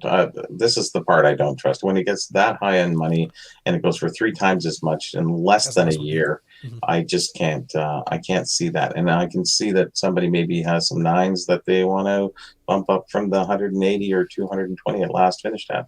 Maybe they want to get it to 280. Maybe their investment. They have 5 or 6 or 7. How many nines is there? Like 80 or something? Just shy of 90. I think 89. Yep. So that's it's a lot. You can have a stack of them, and it can be very lucrative for you to boost the price, the value of those things for sure. So hockey here. I'll get caught up, guys. Like an investment, anyways. regardless. I've heard that play being argued though. I feel like that's a big overpay though. Even to do that, it's like, well, then pay 2.5. Like you could still accomplish most of the same tasks without. It won't bump it as much, no. Yeah. Because they want to bring it back into the light again. Because Gretzky's now, you know, sure. We've seen all the big ups and downs, and no, like 3.7. I heard it and I went, oh, no big deal. But when the 1.3, it was all the news, all the rave. Yeah, but you see, I think he's going to go and do some play-by-play or something. Like I think Gretzky is going to go into that. Wait until he becomes a Hall of Fame broadcaster, then you'll all see. You'll all see. Well, wait for it. So quickly here. So Hockey says, whatever happened to the sports card show on TSN that aired in 1991? Not familiar with them. I do remember some radio shows in the early 90s that did sports cards, but the TV show, I don't remember that one. TSN. I'm sure they did. Like there was a lot of stuff. TSN needed a lot of programming in the early 90s. So I have no doubt it. And mind you, in 1991, it would have still been at near that peak for that time. So that could be. So ahoy. So good evening, Hockey Guy 2006. Here's a good one. Thoughts on the all-time bonehead play by the Pirates first baseman the other day? I did see that. I didn't see the play originally, but I saw there is a YouTuber, the name escapes me right now. It'll come to me. I'll think about it. But it did kind of a recap of it. And it was this ridiculous play where he almost did like a rundown where the player was running to first base. The first baseman got it and is doing a rundown with him for some reason. There's 2 outs, by the way. He's doing like almost a rundown. He's chasing him down towards home plate. The runner is like, okay, I'll run towards home plate. You know, I've got nothing to lose because if you tag me, I'm out anyway. So he's running. Yeah, but if he drops the ball on the tag, is there a guy going home and he can pick it up and throw it home? This is what he ends up doing. But here's the thing. Oh. The guy has the ball and the first baseman is running towards home plate. But in order to end this play, all he has to do is step on the first base bag. Really? That's like it's a grounder. Like all he has to do. Did he have to run away from the plate to do it? The thing is, to begin with, he was already near first base. Really? All he had to do was put his foot on the bag. That was the reason why it was so stupid. It was like so what he ends up doing is he ends up flipping it lightly to the catcher, and then the catcher is unable to tag the guy who's sliding into home, but the guy who was running towards first base who came backwards then ran around the first baseman who no longer had the ball, ran towards first base. They tried to throw the ball to first base, but there was nobody there. The nearest guy caught it, but couldn't get to first base on time, and then tried to make a throw elsewhere and missed that throw too. Oh and my God! You guys are dumb. That's stupid. It was Three Stooges. It was That's Three epic. Stooges, the whole thing. That's going on a reel. It will be. You needed the Benny Hill music for that whole sequence. It was the dumbest, and it was against the Chicago Cubs, and all the Chicago Cubs in the bench were like dying of laughter. They were watching this whole sequence. They're like, I don't understand what you're doing. I thought we were out. There were 2 outs. This play was over. This play was dead. Nope. They scored a run on that. And that's what's fun about baseball. Weird shit happens. These things happen all the time. All the time. So here we go. So I thought baseball was always popular in 2000. I think it went on so basically, baseball was popular pretty well until the baseball strike in 94. The baseball strike in 94 lost a ton of momentum for baseball, a ton. The Cal Ripken streak helped, and the home run race with McGuire and Sosa in 98 helped bolster it back up. It helped recuperate, but it was never the same as it once was. Now, for that home run chase, everybody and their brother was paying attention. They were, cutting into other footage to go and watch every at bat. People were watching, but it was never the same. Before 94, baseball still had a very strong stranglehold in a lot of places. They lost a lot of momentum after that 94 strike. It basically killed baseball in Montreal. Like it killed it because they were right there on the cusp. A great team, young nucleus, everything going. Would they have won the World Series that year? No way to know for sure. No guarantees. But imagine if they had. You had 2 Blue Jay World Series and then a Montreal one. It solidifies baseball in Canada. Again, you could break it up right after, but at least you had that. They would be able to hold their hat to that. Maybe Montreal sticks around. And then you don't lose all that momentum because there were records that were on the verge of being broken in 94. You had, I think Tony Gwynn was chasing 400 for batting average. Ken Griffey had an outside shot at hitting 61. There were a bunch of guys who were having career years that year and doing fantastic before the labor stoppage. It killed a lot of momentum. So your dead ball era is probably a lot of fun to watch. If you like small ball, I would say it's fundamentally sound. Now, the last sentence here, more exciting than 2021 baseball? Almost everything is more exciting than 2021 baseball. And this is as a baseball guy who opened a blaster of baseball cards. Just saying. So here we go. Oh, okay. So Autograph Vault was talking about the WHA hockey card theory. What Sean would think if one existed. You guys are more than welcome to ask. Feel free.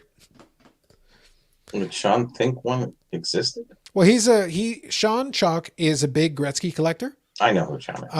But yeah, so what do you think? I'm sure he'd either be thrilled or devastated. I don't know. Like there's not a lot of options. It's an interesting hypothetical, but it's just a hypothetical. It's just a yeah, it's not a theory. thing The card doesn't exist.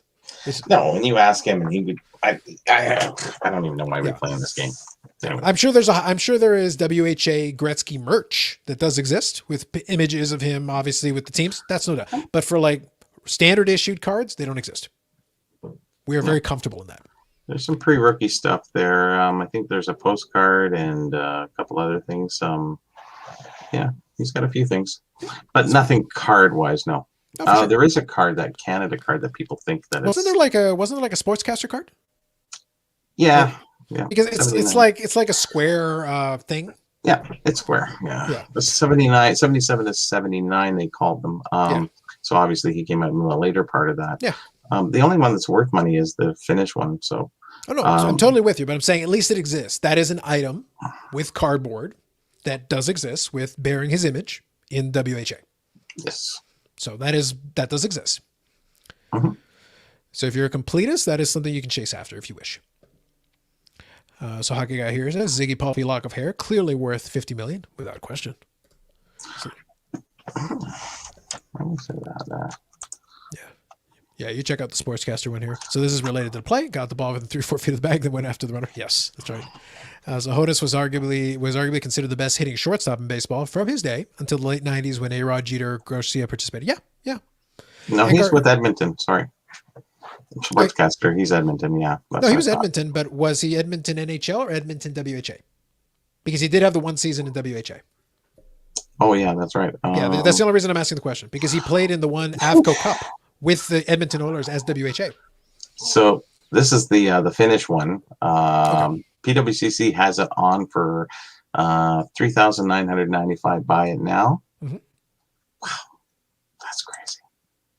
Yep. I can't read it because it's in Finnish. Oh, Bobby, come on. Let's go to an English one here. Yeah. Quickly, I'll touch on this one where you mentioned it, David G. So A-Rod was interesting because obviously A-Rod, combination of power and, he was a great player. Jeter obviously was more of an average and hits guy, but Garcia Parra, man, like he was winning batting titles and stuff like that. He was great. He was really good. Like he was on track for Hall of Fame as well until obviously he fell off, but really impressive. And for 3 shortstops, it was ridiculous to have the 3 of them at the same time that were all doing their thing. It's pretty cool. Pretty cool. Sold to the Oilers. So obviously this would be NHL, not WHA. Wait, did you say sold to the Oilers? Yeah, 78-79 World Hockey Association Indianapolis Racers, but the franchise was skating on thin ice, and only after 8 games, Gretzky was sold to the Edmonton Oilers. It wasn't because of the Racers were unhappy. So it gets into WHA All-Star Team. Play the line. Okay, let's get to this. That's a big write-up on the back here. Yep. Well, I remember that being one of the things with that one. Gretzky has a brilliant rookie season, scoring 46 goals and 64 assists. So obviously it's Edmonton Oilers, NHL. Okay, so that one is NHL? Yeah, that's NHL. Yeah. Okay. So this was 79-80. So this was right the same year that he's a rookie card. And isn't it funny? It's blue front too. Kind of turquoise-ish. Well, it seemed to be a theme with it, right? Yeah. So yeah, he's in his rookie year there. So this is actually a rookie card too. Very obscure. 42,000. Who has that? They got a gem mint one. Okay, good enough. Oh, that's 42,000 for a gem mint sportscaster. Is this even a Finnish one? No, it's the English one. Okay. I'm going to have to adjust my prices in my price guide on this. If it's at 42,000, I might have to put it in. It's too bad. It's too bad they couldn't go 1 year earlier. It would have been interesting. Oh, well. It was right there, though. Yeah, look, it was on the cusp. It would have been interesting. Because these aren't issued exactly at the time that cards are, regular cards. No, for sure. They do have a 1979 copyright if you check the bottom, though. For the Gretzky. Yeah. Oh, for the Gretzky? Yeah. Yeah. Okay. So they do have a 79 copyright on the bottom. I pulled up an image of one for myself so I could see it a little clearer. So here, Hockey says, anybody sell their Roberto Alomar rookie cards? They're not worth much. I don't know what he's back in the news again, probably for nothing good. But I will say, like, in fairness, it's not like they can lose a lot of value. The rookie card isn't worth much. The rookie card's not worth much. It was in that overproduced era, like, regardless of which one. I don't know. It'd have to be a PSA 10 or something. Let me see. What did he do now? Maybe flip it into Carter or autographs or something. Oh, good. I don't think you'd get that deal. Okay, so here we go. Jimmy Carter, that is. Yeah, well, good luck with that. Yeah, Wasn't thinking Joe Carter. Was okay. Jimmy So Carter. more sexual misconduct allegations. Okay, well, yeah, he's got a stack of those. He's got his own problems. There is no question. He's one of those cases where, like, I guess it would be very difficult if you're a collector. That's tough. That is tough. Well, it's like OJ. It's like it's a few other guys too. Yeah. Well, Do you exactly. keep collecting those things? Do you, Pete Rose, like I guess I think personally, this is my opinion. I feel like you only really have two ways forward at that point. I don't really know. You either dispose of it completely, just get out of it. You're not going to get a lot for it. You'll get pennies on the dollar at that point. Or option two, you basically. I don't think I would keep collecting any of these players if I was collecting them. I think I would be like, either A, I would dispose of it, or B, it's like, look, I collected it before any of this happened. I'm not going to add anything new. It's frozen. It just is what it is. Yeah, it just becomes tainted cards. Yeah, because at that stage, it's like you're done. And I'll give you guys a real good example. It wasn't like a big collection that I was working on back then, but I went to the International Bowl when they were still having those at the Dome. And I went to one International Bowl, and it was, I think it was Ball State against, I want to say Rutgers, maybe. I want to say Rutgers. I believe that's right. And it was the game where the MVP of that particular International Bowl, I have to look it up. I can get the specifics, but in that particular National Bowl, the MVP was Ray Rice. So I watched him and I was like, okay, well, very impressive. And then he got drafted by the Ravens, and I collected a handful of his cards, and because I had the chance to actually watch him, obviously play in college in one of his biggest showcase games. And early on in his career, he was a very impressive player. He was never going to be like, an all-time running back, but he was a great player who could do all kinds of little things. He was a little guy who could move around and run with the ball, and he could catch and he could run and he could do a couple of different little things. And he was a fun player to watch, very dynamic for what he was. But then he had his major issues with, because he was the one who got caught on camera, like I think basically beating up his wife or girlfriend or whatever it was at the time. And basically effectively his NFL career ended after that. And at the time I had a handful of cards, not a lot, but I did have, I had a official Ray Rice Ravens jersey that I had purchased. And I'm sitting there like, so what am I supposed to do with this damn thing now? I can't use it. I can't wear it. Well, the cards go squabbles, and then after that, I don't know. Yeah, like I think I joked with a buddy of mine. The only thing I could really do with the jersey would be to have somebody carefully remove the name and number. Yeah, if you remove the name and number, it's just a Ravens jersey after that. That is a possibility, but it's like I haven't bothered with it. It's set up in the closet, just sitting on a hanger for years. But it's one of those things where it's like it's disappointing. But obviously, I'm not going to pursue anything else from his stuff. It's like that's it. It is what it is. Yeah. Like so for me, it was just a case of like, well, I'm not going to do anything else. But it's like I literally just leave it there, sitting on the hanger. Someday I'll do something with it, but it's like it's unfortunate. And once that happens, it's like you don't come back from that. No, it's tough. Yep.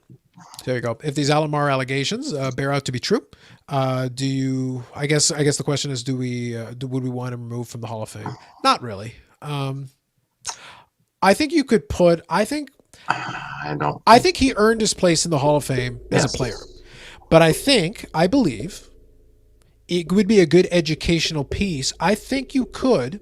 Because it is still part of his life. It's part of it because when you see him in the Hall of Fame, you have to acknowledge reality. I think it's valid to mention that, post career, he had his issues. If it turns out to be the case, it turns out it's the same thing I would do in Canton with O.J. Simpson. We Same. acknowledge his career, 2,000 That's yard back, Hall of Yeah. Famer, all this stuff.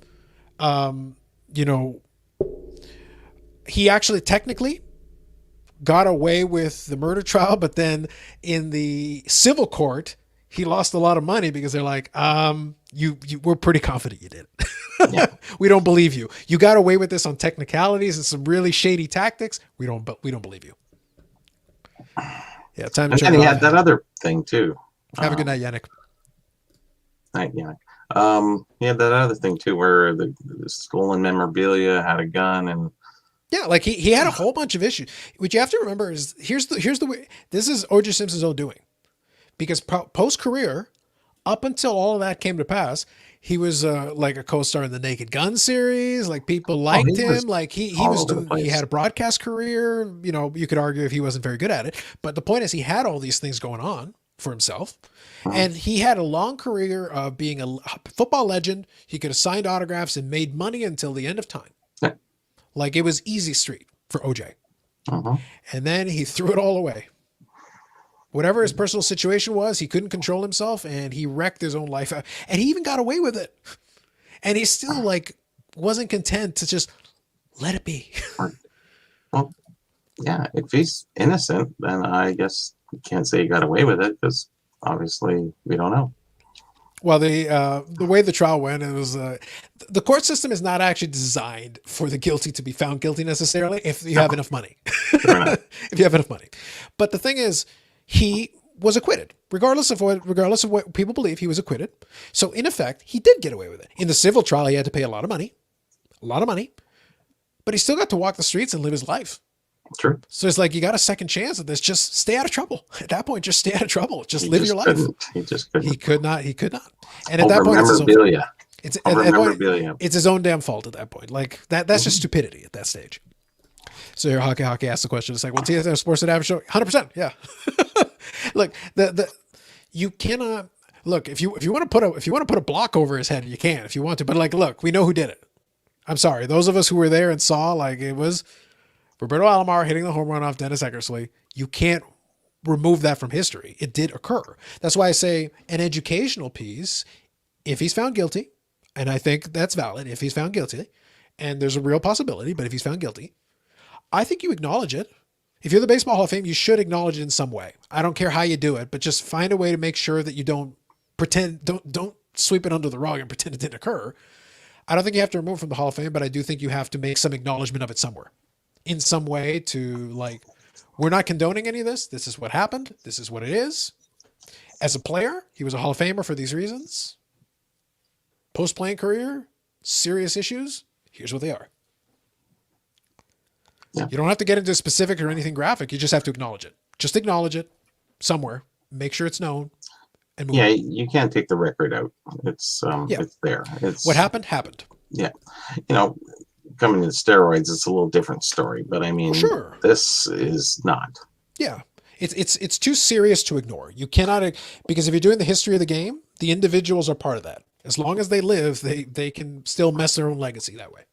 Well, doesn't even OJ has a good following on his rookie card still? Does he not? Like, I mean, not For sure. It's still a key following, card. It's still a key key card. Yes. Yeah. That's why I make a distinction. Well, I use that verbiage very specifically. It is still, if you're going to collect the 1970 Topps football set, it is still a key card in that set to complete it. Mhm. He may not have a lot of fans who collect OJ cards, but if you're collecting that set, you still need that card. It's still Yeah. part of the set. Yeah. Still a key rookie. I got it.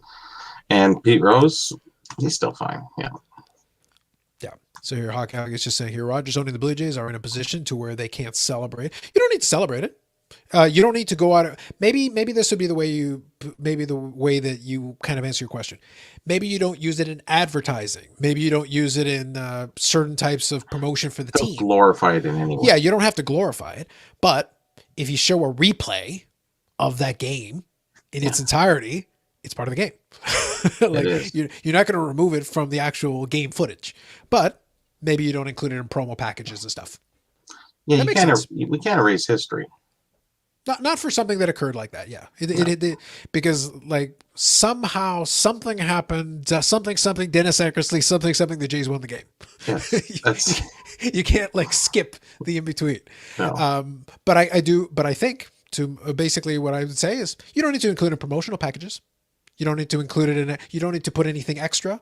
But if you replay it, down the road from time to time, they'll do we're going to celebrate this Jays team. If you're going to talk about the 92 Jays and replay some of the old games, just replay the game. Don't make any special emphasis, but just play the ALCS game back. That's it. You don't have to do anything special. Just play it as it originally aired without any embellishment. You're not going to lock the footage away. It's a 0% chance of that. It's literally a physical part of the game. Physical part of the game that occurs. That is the history. Yeah, it's also the conclusion of that particular game. but not glorified. Understood. No, exactly. You don't have to put any special emphasis to it, but no, you're not going to lock the footage away ever. I think that's a non-starter. You'll still, because MLB.com will still play it if you have it, but you're not going to put it in promo packages or commercials or whatever. Yeah, you'll just leave it. You just leave it be. It existed because here's the thing. I'll give you a real example.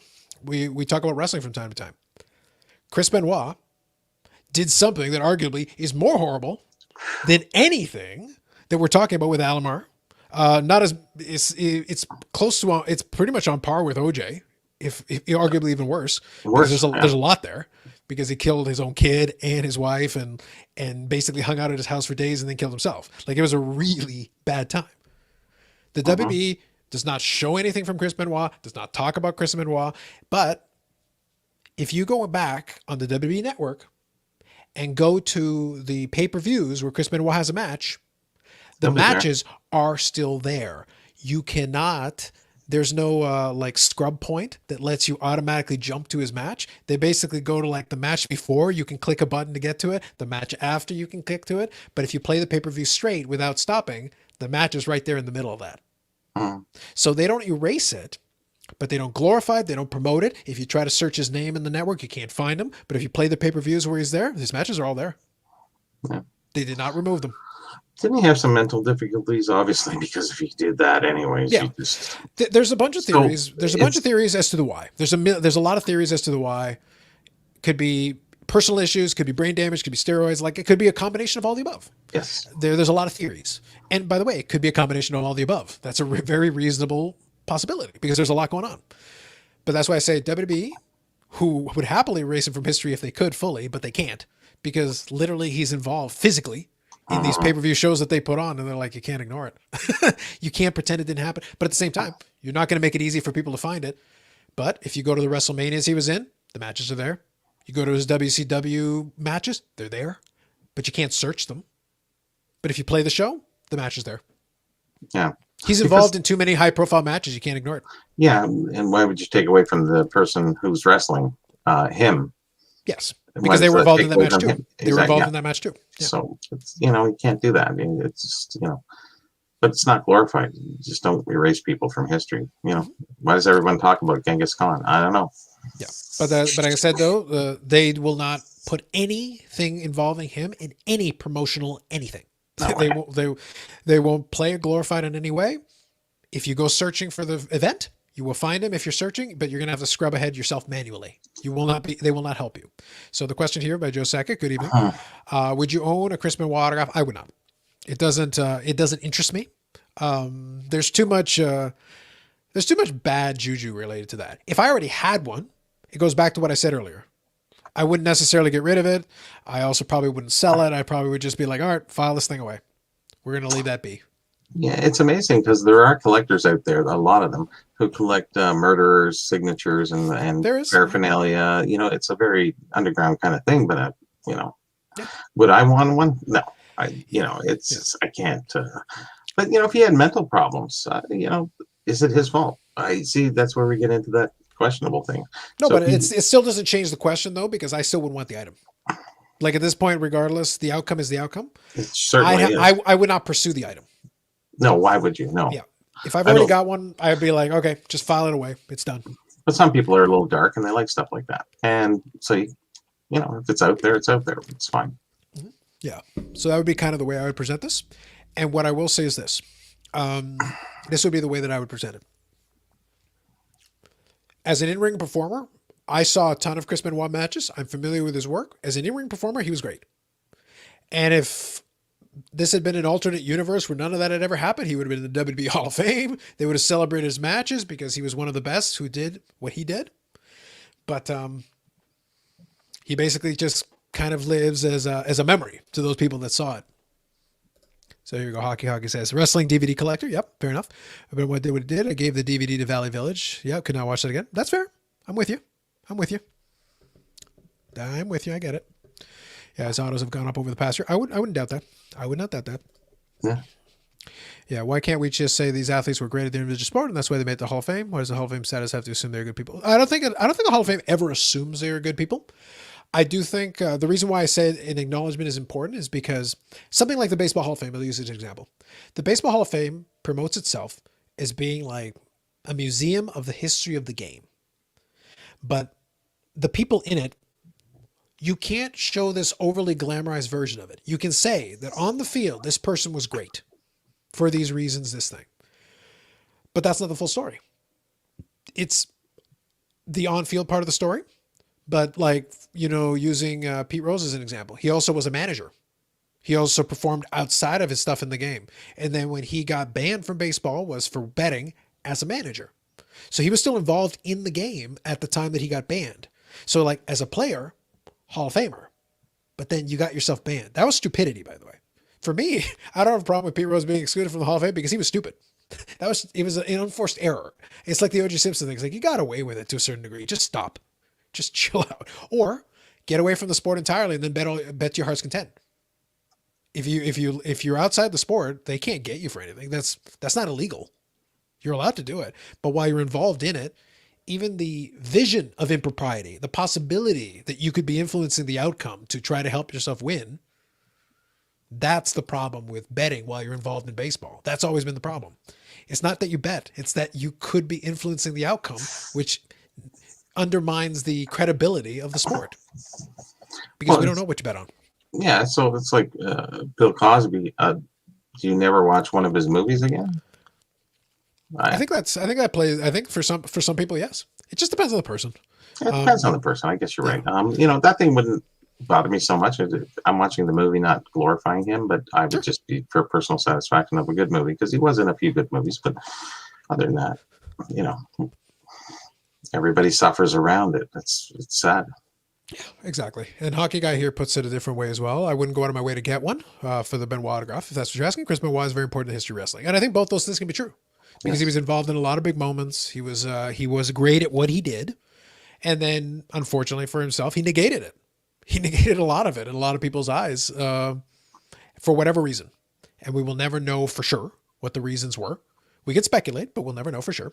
Yeah. But yeah, I would never blame anybody if they didn't bother, if they tried to stay away from it. And if they do it. It's all personal preference, Exactly. And here, Autograph Vault says, Got Benoit wants an autograph signing. Before his issue seemed like a nice person. And that's what a lot of folks said. Because for a lot of folks, he was a guy who really cared about his craft. He cared about what he did. And he participated in all the different aspects of it. A lot of people, this is the thing about a lot of this stuff. A lot of times it's more complicated. The reason being, you can have somebody who is quote unquote a bad person who still has people who would vouch for them because they were nice to them. You can take some of the worst people in history and you could still find some people that said, well, they were nice to me. And that's the thing. It's like, because you can have family, friends and things who had great interactions with them and never got to see the quote unquote dark side, whatever the case may be. So here I'm grabbing this one. Dark Side of the Ring. I'd like to see that movie. I'd like to see it. Now, are we glorifying it at that point? That documentary is very good. The Dark Side of the Ring one for Benoit. Are we glorifying it by watching that, but not watching any of the plays or any of the wrestling matches? See, this is where it comes into it. Are you talking about the Dark Side of the Ring? Yeah. That's a documentary that takes his life and career into context and tries to look at it and tries to present it. It's really more of a news thing for them because they're like, look, this is what happened.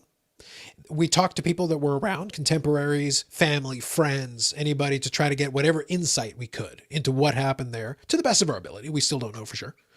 But they tried to put all the pieces together as best they could with the people they could get because there are people still around that could speak to certain of aspects course. of his life and his character to the best of their ability. Sure. So, yeah. So here, Benoit was a quiet and polite light dude that blew up, plus all the complications that had been discussed to death. And one of the things they threw out there as a potential trigger point was when Eddie Guerrero passed away, because he was super close to Eddie Guerrero, almost disturbingly so if you see the Dark Side of the Ring episode. Disturbingly so. I can see that. It's a very well done. I think it was very Like a tastefully done. Netflix or Prime, maybe? I know that What's it called? maybe Dark Side try of the Ring? is Yeah. Dark Side of the Ring. It's produced by Vice. They have several seasons, but there's a Chris Benoit episode that was very well done. Very well done. There's also a great one on Owen Hart. They did a very good job on that one too. They've had some very good ones. They've done a very good job with, because those are two of the most controversial ones. Oh, Very and good. Hart. Yeah. Was it? He died, right? Yeah, Owen Hart died at Over the Edge 1999 in a very unfortunate accident. I'll leave it at that. Yep. But it's done very well. The documentary on it is done very well. I think they did a very good job. Yeah, it's on Crave for sure. But I feel like at the Vice website you might be able to get it in some circumstances. I would say do a search for it, but they're definitely out there. Great. Okay. Great. On New Jack, absolutely, that's a good one. I would vouch for Dark Side of the Ring in general. To any of you guys who are interested in that kind of stuff, I would vouch for the documentary series in general. Most of them are really well done, although the Ultimate Warrior one did disappoint me a little bit.